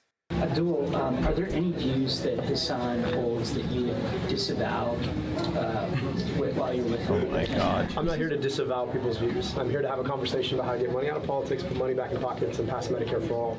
Staying on message, but El Sayed also defended talking on Piker's program, arguing you do not have to endorse somebody's every utterance just to go on their show. And on that, we would concur. El Sayed maintains he does not share Piker's socialism. As you said, he says he is a capitalist, but that hasn't stopped some of the other inflammatory things that Hassan Piker has said over the years being used now to attack El Sayed. Kill those motherfuckers and murder those motherfuckers. Why are we watching this? Hassan's about to go on. Motherfuckers in the street. Let the streets soak in their fucking red capitalist bloods, dude. The people. Every DGG clip. You know DGG is like orgasming because they're relevant now. They're relevant through Hassan. Like they're relevant through Republican attack ads on Democratic politicians. Which is really the only thing that Destiny really cares about. He doesn't really have like any goals or political views. Listen to Hassan are engaging in faith. They want a way forward into our politics. So he has said a lot of inflammatory things, all very good fodder for Republican attack ads now. This is how Hassan Piker defended those kinds of remarks to the ABC's Sarah Ferguson last year. And it's, of course, hyperbolic, and it's not meant to be sincere. This is not sincere advocacy. It's not a real policy that I would ever advocate for. And that's precisely the reason why when Republicans were desperately looking for any sort of incisive language that they could present, they went back to a very obvious instance of LARPing, an insincere statement that is obviously hyperbolic from, I believe, 2018. Hyperbole, perhaps, but Piker has made When an he was entire a kid series in his of 20s, fairly like, come on. inflammatory statements about Israel. His rhetoric can be at times very aggressive, sometimes so Did I much that spell we Australian literally wrong? can't play the clips on this show. And he's also been complimentary of China's father of communism, Mao Zedong. I got stopped by a cop who thought I was like making fun of Mao Zedong, which I never would and never will. Mao Zedong is one of the great leaders of this is what? Okay, fine. He gets to be Hassan from Hong Kong. Of this world, okay? A man who changed the entire universe, the entire planet, okay? That is true. For real, yes. I mean, there was a lot of fucking excesses, let's be real, but the People's Republic of China would not exist without Mao Zedong. Yeah, there have been some excesses, but Piker also influences a lot of people, averaging about 36,000 viewers at a time. Hey, that doesn't sound like much, but when you're live streaming for 8 hours straight, 7 days a week, it adds up to 14 million people watching his live streams every month. He has 3 million followers, with almost 2 million followers on all of the major social networks. And he micro-targets young men in particular. 70% of adults under 30 who consume news through influencers like Piker say they're better than traditional media at explaining news events. So this guy is really going to matter in the midterms. So why don't we see what he thinks about them, John? Well, we could just ignore the principles of free speech, I suppose. We do have a few minutes up our sleeves, so why not? Here is Hassan Piker. Hassan, you recently said that progressives might have to moderate in the general election, at least with the way they communicate. Now, does that mean you don't mind if, say, Abdul El Sayed or AOC... Sorry, guys. I was fixing my audio, and apparently I disconnected everything. Okay. Everything's back. Sorry about that. The landlord clip is funny because it's like 5 pixels. It's from 2018. He's wearing he's practically wearing like a propeller hat. I thought 30K is concurrent, but that extrapolated over the course of a 7-hour broadcast, accounting for different viewers dropping in and out, came to more like 10x. Yes, it's at least 10x. I mean, it's between like 5 and 10x. It depends on the content creator. Certain content creators get more casual clicks. So other content creators tend to have a more focused audience. So the number of uniques could vary quite a bit. Threw you under the bus, if that's what it takes to win? I don't think there is a necessity for them to do this because I think tackling the form is probably the more appropriate way to deal with questions like that, and just simply ask, why are we doing guilt by association? Most Americans hate cancel culture, so that's definitely a successful strategy, which Abdul has deployed as well, and so has Alexandria Ocasio-Cortez, as a matter of fact. Because at the end of the day, no matter how hard the Republicans try to make me the relevant figure, the central figure, as they've actually openly revealed in an Axios report that just came out, that this is their midterm strategy to talk about democratic socialism, to talk about myself, and to talk about some of these other candidates and present them as these dyed-in-the-wool radicals. I think what matters most to people is solving the affordability crisis. And I think Abdul and AOC are clever enough communicators to be able to bring the issues at the forefront of their campaigns, even if this is the line of questioning. The other side of this, of course, is that it shows weakness. In the post-Trump universe that we live in, a lot of people actually don't respect apologies for the most part. Everyone thinks that they respect apologies. They see it as humility, but the reality is most people don't see it as humility, unfortunately. We live in a very contentious media environment, and the reality of the matter is when you apologize for an affiliation, whether it's in the past or even in the future, most people end up doubling down on that, and they use that as ownership and will even turn around and yell at you for your hypocrisy, for ever having courted the interests of someone like myself at all. Well, that's the thing. Like, Hassan is right. Like, the Republicans are hanging out. Like, President Trump hung out with a Nazi. Hassan Piker has said a couple things crooked in 20,000 hours of live streaming. Just ask him what he believes. It's not that straightforward. He's not a politician. He's a commentator. Allow him to commentate and make up your own mind. I'll give you one example from my own personal experience. A lot of people use the 9/11 comments that I made in 2019 as a way to declare myself to be a radical, an America-hating radical. And it's really interesting because I misspoke on that. And I actually very clearly was describing the concept of blowback in the longer context of it all. And I also apologized for it back in 2019. And yet people still use that soundbite over and over again now in 2026. So I don't think people care necessarily about apologies. And I think Democrats should probably stop apologizing for things that Republicans want them to apologize for. So my perspective on it is only apologize if you've actually done something wrong and you want to make sure that your base understands that you've done something wrong, and don't ever expect people to take your apology in grace. In most circumstances, your opposition's framing on the issue is what they're trying to dial home. Hassan, you suddenly find yourself at the centre of this midterm election campaign. Some of your most controversial comments are being taken and used in attack ads against the left-wing and socialist candidates you have endorsed. I wonder, can you tell us, what is it like to be at the centre of that political storm, particularly given that we know all too well political violence is a reality in America? I mean, it certainly worries me.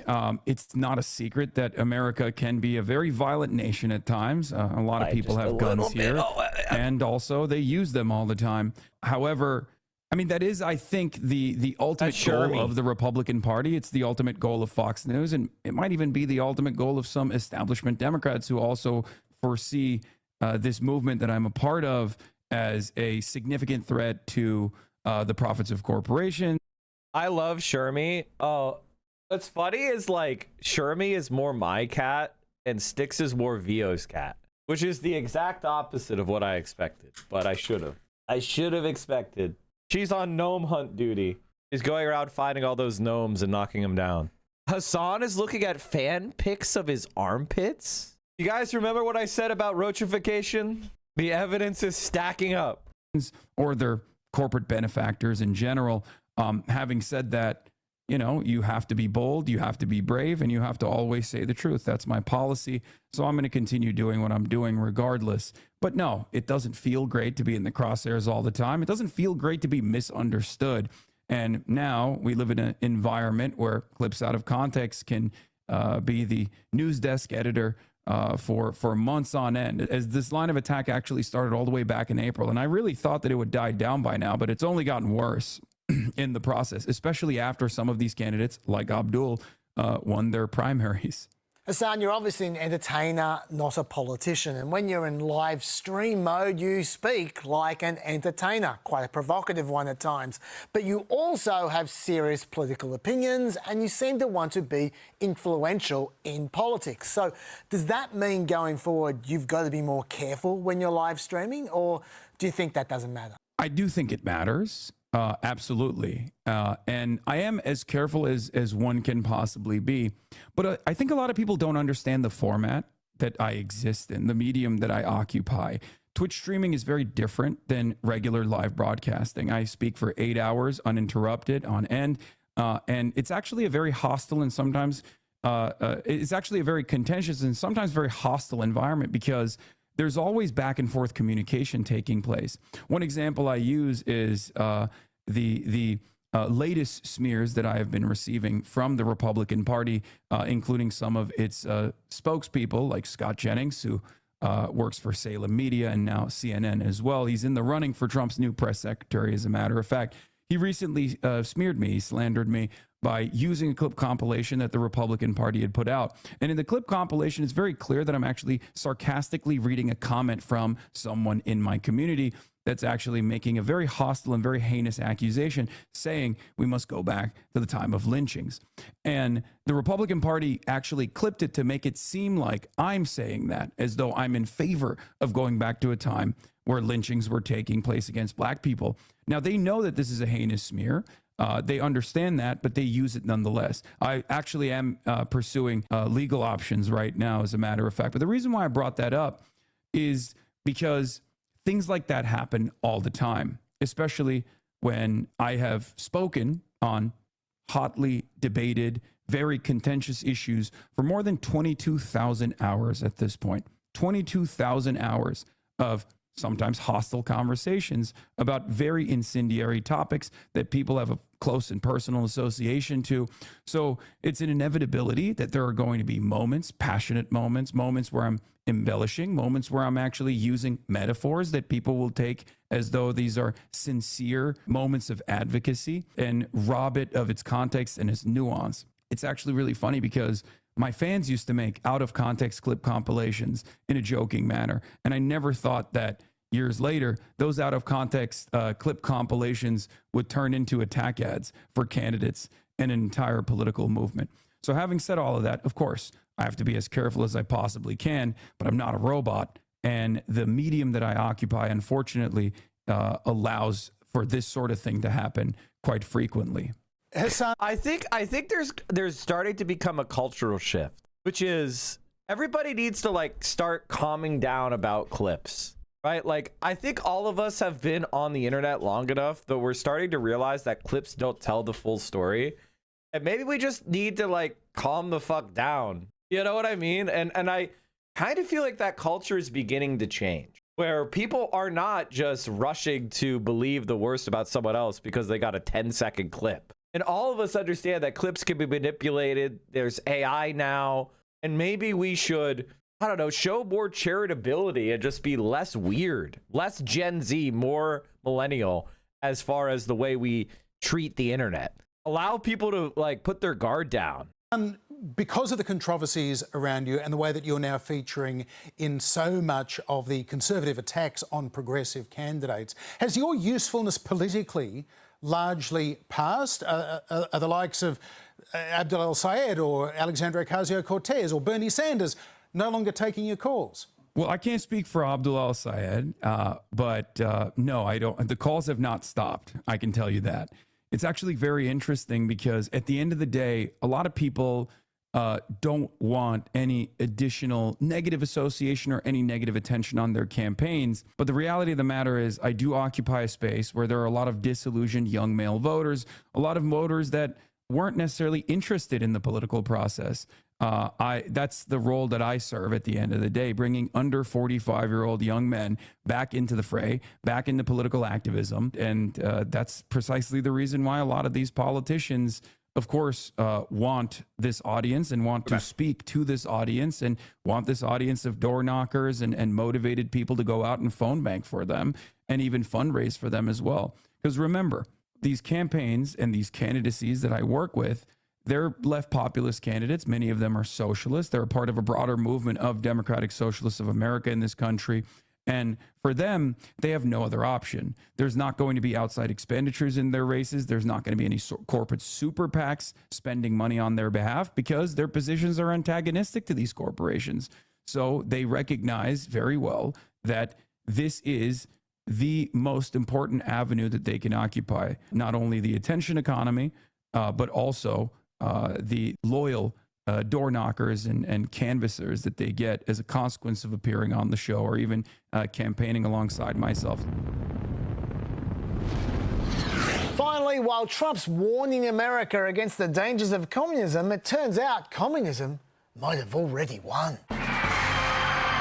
Communism is taking over America. Stone cold communism. The monster is coming to devour the entire party. I'm proud to announce city-run grocery stores. Government grocery stores. Guaranteed health insurance for every single American. Government health care. I said I'd like you to give 10% of Intel to the United States of America. Government chip companies? Wait, no, I didn't mean him. The Department of War took a $400 million stake in MP Materials. Wait, not this. I was talking about... There's been $17 billion on U.S. Steel. We have a golden share, which I control. Okay, that's a little communist, but it's not like this is his new way of doing industrial policy. And is this the new way of doing industrial policy? Yeah, sure it is. Damn it!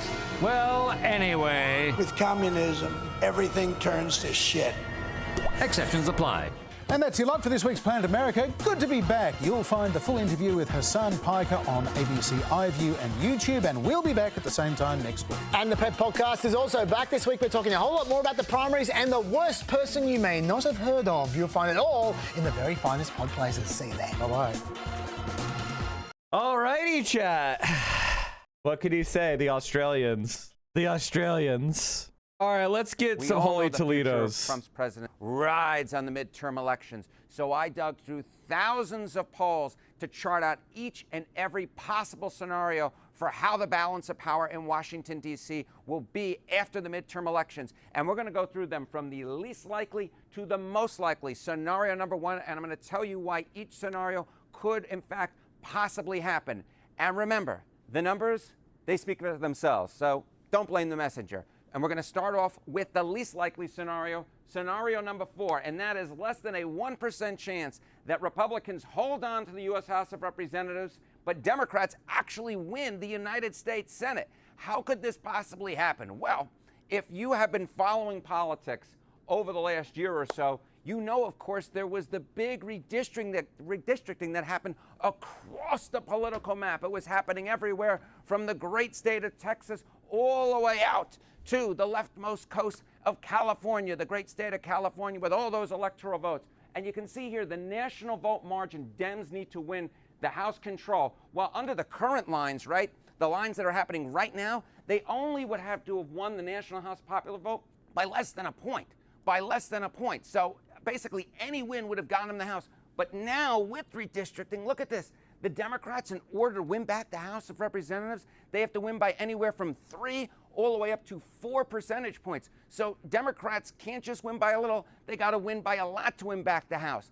On the other hand, what are we seeing in terms of the Senate that could make this scenario possibly happen, even if it isn't too likely? Well, it's all about Donald Trump, baby. It's all about Donald Trump. Look at Trump's net approval rating across these Senate battleground states. And these are states, Democrats have to win at least a few of them for control. Look at them. They're red. They're red across the political map. Here's what I would say. I believe, I made a map, but basically, I think the Democrats are going to win everything.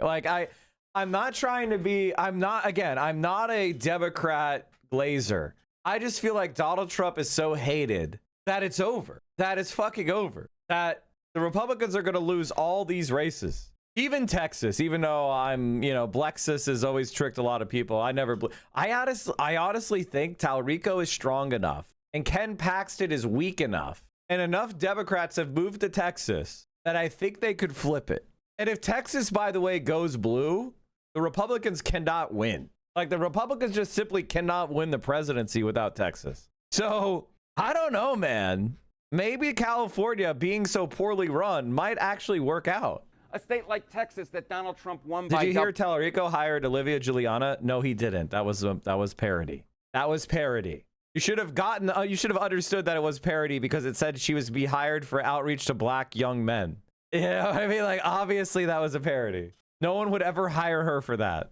digits. He's way down underwater in the Rio Grande Valley at -9 points. Ohio, another state he won by double digits, 10 points underwater.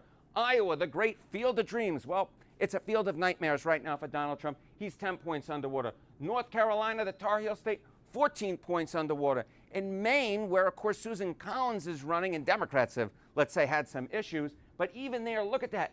Donald Trump is 21 points underwater. So if these elections, these Senate races are determined by Trump and redistricting really turns out to be a big deal, well, you could in fact see a Republican House and a Democratic Senate, even if not too likely.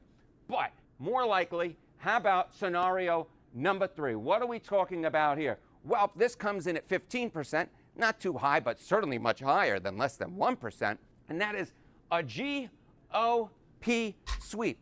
I wish I had a... She's knocking down. She's assassinating more gnomes. Guys, there's no chance of this happening. There's no chance of this happening. I think 50% is too high, but I wouldn't put any money on this bet, you know.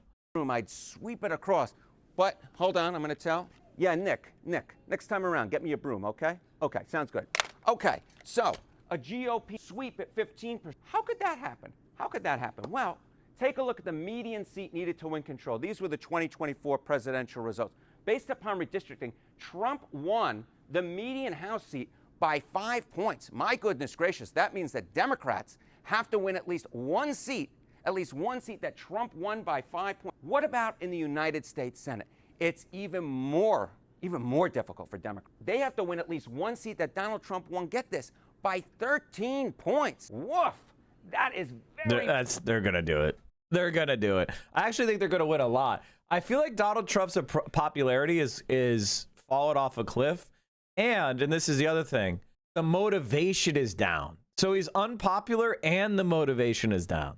So I think this is like, I think the Debs are going to win by, they're going to have quite of a sweep. Very difficult indeed. So if the map looks anything like it did in 2024, well, Democrats definitely have their work cut out for them in the Senate and in the House as well.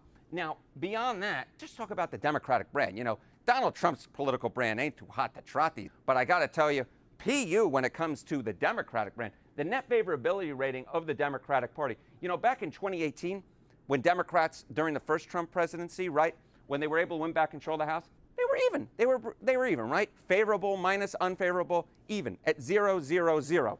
Now look at 25 points underwater. Oof, oof. You know, the Dem brand, as I said, it's not too good these days. It's not too good. It kind of smells like a New York sidewalk in the summer. Beyond that, how about this? How about the fact that voters at this point say that the Democratic Party is too far to the left? The left. I'm going my left. I guess that's stage left, right? Take a look. Voters saying the Democratic Party is too liberal. In 1996, it was 42. 2013, 48%. By an earlier poll this year from the Washington Post, up like a rocket. 57% of voters nationwide said that the Democratic Party was, in fact, too liberal. So the Democratic brand, if this election turns on the Democratic brand... By the way, when people say this, they just mean annoying. They mean like, oh my God, they're lecturing me about microaggressions again. Oh, they say that I'm not allowed to make tacos because I'm doing cultural appropriation. Oh God, they're making me go to another, diversity training. Oh, that's what they mean. And again, I'm not saying that those people are right for those opinions, but that's what they think. Left to them means cultural schoolmarm, liberalism. It doesn't mean economics. It doesn't mean, affordability. It doesn't even mean Bernie Sanders, AOC, or Zohran Mamdani. Okay? They mean the most annoying political correctness enforcement. Now, I'm not saying at America it's A-okay to be a racist or whatever the fuck. I'm just saying that is the way people think about it, and that is what liberal means to them. well, then Republicans still have a real shot, it's a low shot, but it's a real shot of maintaining power in Washington, in both the House and the United States Senate. Now, this is exhausting me a little bit, so quick little drink, little cream soda for me. It's good. Okay, what about scenario number 2? Okay, now we're starting to get somewhere. Hello, okay, 2026 midterm outcome chances. How about a Democratic House and a Republican-held Senate? That comes in pretty high on our list. 33% chance of that's happening. Why is it? Why is it that this, in fact, could happen and it's high up on the list? Well, let's just talk about history, okay? Let's talk about history. Time Prez party loses in midterm elections in the last 100. Democrats need a gain of at least 3 House seats. Well, the president's party has lost a net gain of 3 House seats 88% of the time. That's pretty gosh darn high. What about they lose 4+ Senate seats, which is what Democrats, in fact, need in their net gain in the Senate to regain control? That's only happened 56% of the time. So just based upon history, we would in fact expect that Democrats have a much better chance of doing what they need to do in the House of Representatives than what they need to do in the United States Senate. This is why, like, politics, like the data guys in politics are just so fucking useless. They really are. Because there's not enough trials to really use the data techniques that were developed around, like, baseball, where there's 162 games a year. So you get a lot of data, you get a lot of information.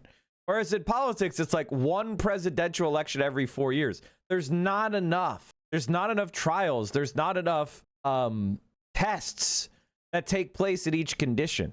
And the exogenous factors of the election are far more important than stuff like this. And what will happen is you will always miss the boat. And the Democratic Party is always fighting the last election, which is like a big reason why they fail, is they narrow set the possibilities way too much. And in fact, there are other structural factors that make that likely as well. Well, you know, I mentioned redistricting, right? I mentioned redistricting and the fact that Democrats have a higher bar that they have to get past. But if we're talking about the National House vote, they have to win it by 3 to 4 points. Guess what their current poll lead is? It's way north of that. We're talking about a 7-point lead at this point. So Democrats are doing what they need to do in the U.S. House at this point, despite the structural disadvantage that redistricting, in fact, is giving them and is aiding Republicans. But beyond that, take a look here. Okay, we're talking about the Senate map, right? The Senate map, as I mentioned, tilts heavily to the right. And you can see it here. The median in the 6 key Senate races, we're talking Alaska, Maine, Iowa, North Carolina, Ohio, and Texas. There's a median in these six races. Look at this. A generic Senate Republican, that is, who do you want to control the United States Senate? In those median seat, Republicans still have a lead of points. It's still a very large lead. And Republicans, if they hold on to the median seat, they will hold on to the United States Senate. And get this, you know, I mentioned earlier on the problems with that Democratic brand. Look at this. 53% of the voters in the median of these key 6 races say that the Democratic Party is too liberal. I'm going to get a note in a second from my buddy, Nick. I'm very much looking forward to it. But you'll have to stay tuned to find out what it is. Now, beyond that, there's a state I haven't mentioned. Here, and that is the great state of Michigan. No, the Michigan poll, there was just another Michigan poll that came out after the Unity tour, and it showed him winning by 7. They're going to go by the Fox News poll that was taken in the middle of the primary vote. So all these other states have had their primaries done and dusted for months. They've been doing the Unity tour. You know, there isn't been a quadrillion% of money spent by Democrats telling them Abdul is a terrorist. So I take it with a big grain of salt. Where Abdul Assayed has, in fact, won and become the Democratic nominee. Take a look at the polling, though. This is a fresh poll that we literally just got. Okay, I wasn't even sure what it would be, and this is what the poll is. My buddy Gordon, my producer Gordon over there, put this poll in literally as we were doing this presentation. Michigan Senate roll freshly out from Fox News as we're doing this presentation. Look at this. Mike Rogers. Okay, that was, again, it was from what, the 8th of August? So like literally right after the primary? At 51%, Abdul Assayed is at 47%. So in a state that has not had a Republican United States Senator since, get this, 1994 was the last time that a Republican won a Senate race in the great state of Michigan? Well, guess what? Mike Rogers, in a very high-quality poll from Fox News, one of the best pollsters are out there, leads Abdul El-Sayed by 4 points. So you can just see how it's very possible with that large Democratic lead on the House ballot in the Senate races. All right, Chad, I'm going to call it here. Thanks so much for hanging out with me today. Here's all my links. Oh, we just got a new episode of the Reaction Podcast on Chud the Builder and his murder trial. Go check that out. Here is the Reaction Podcast with your buddy, your pal, your friend, Mike from PA, with Hugo and Freda. Honestly, a banger episode. We talk about the new form of right-wing content, which is just like race war content. It's not even ideological. It's just some guy walks up to like and racially abuses someone, and then that's the content. So there's that. That's the new kind of like nihilistic fascist content that is rising. Chud the Builder now facing attempted murder charges and life in prison. Go check it out. Thank you so much for hanging out with me today. I'm going to send you guys, gals, non-binary pals over to VO. VO is doing a sponsored stream. So if you could do us a solid and leave the stream open, mute the tab, even if you don't want to watch the sponsored stream, keep the tab open and help VO maximize their income from the sponsor. Really would appreciate it. Get that bag, VO. Thank you guys, gals, non-binary pals, for all your support. I'll see you tomorrow. Socialism will win. Good luck to Oliver Larkin. Don't forget, donate, join the phone bank, and I'll see you all tomorrow.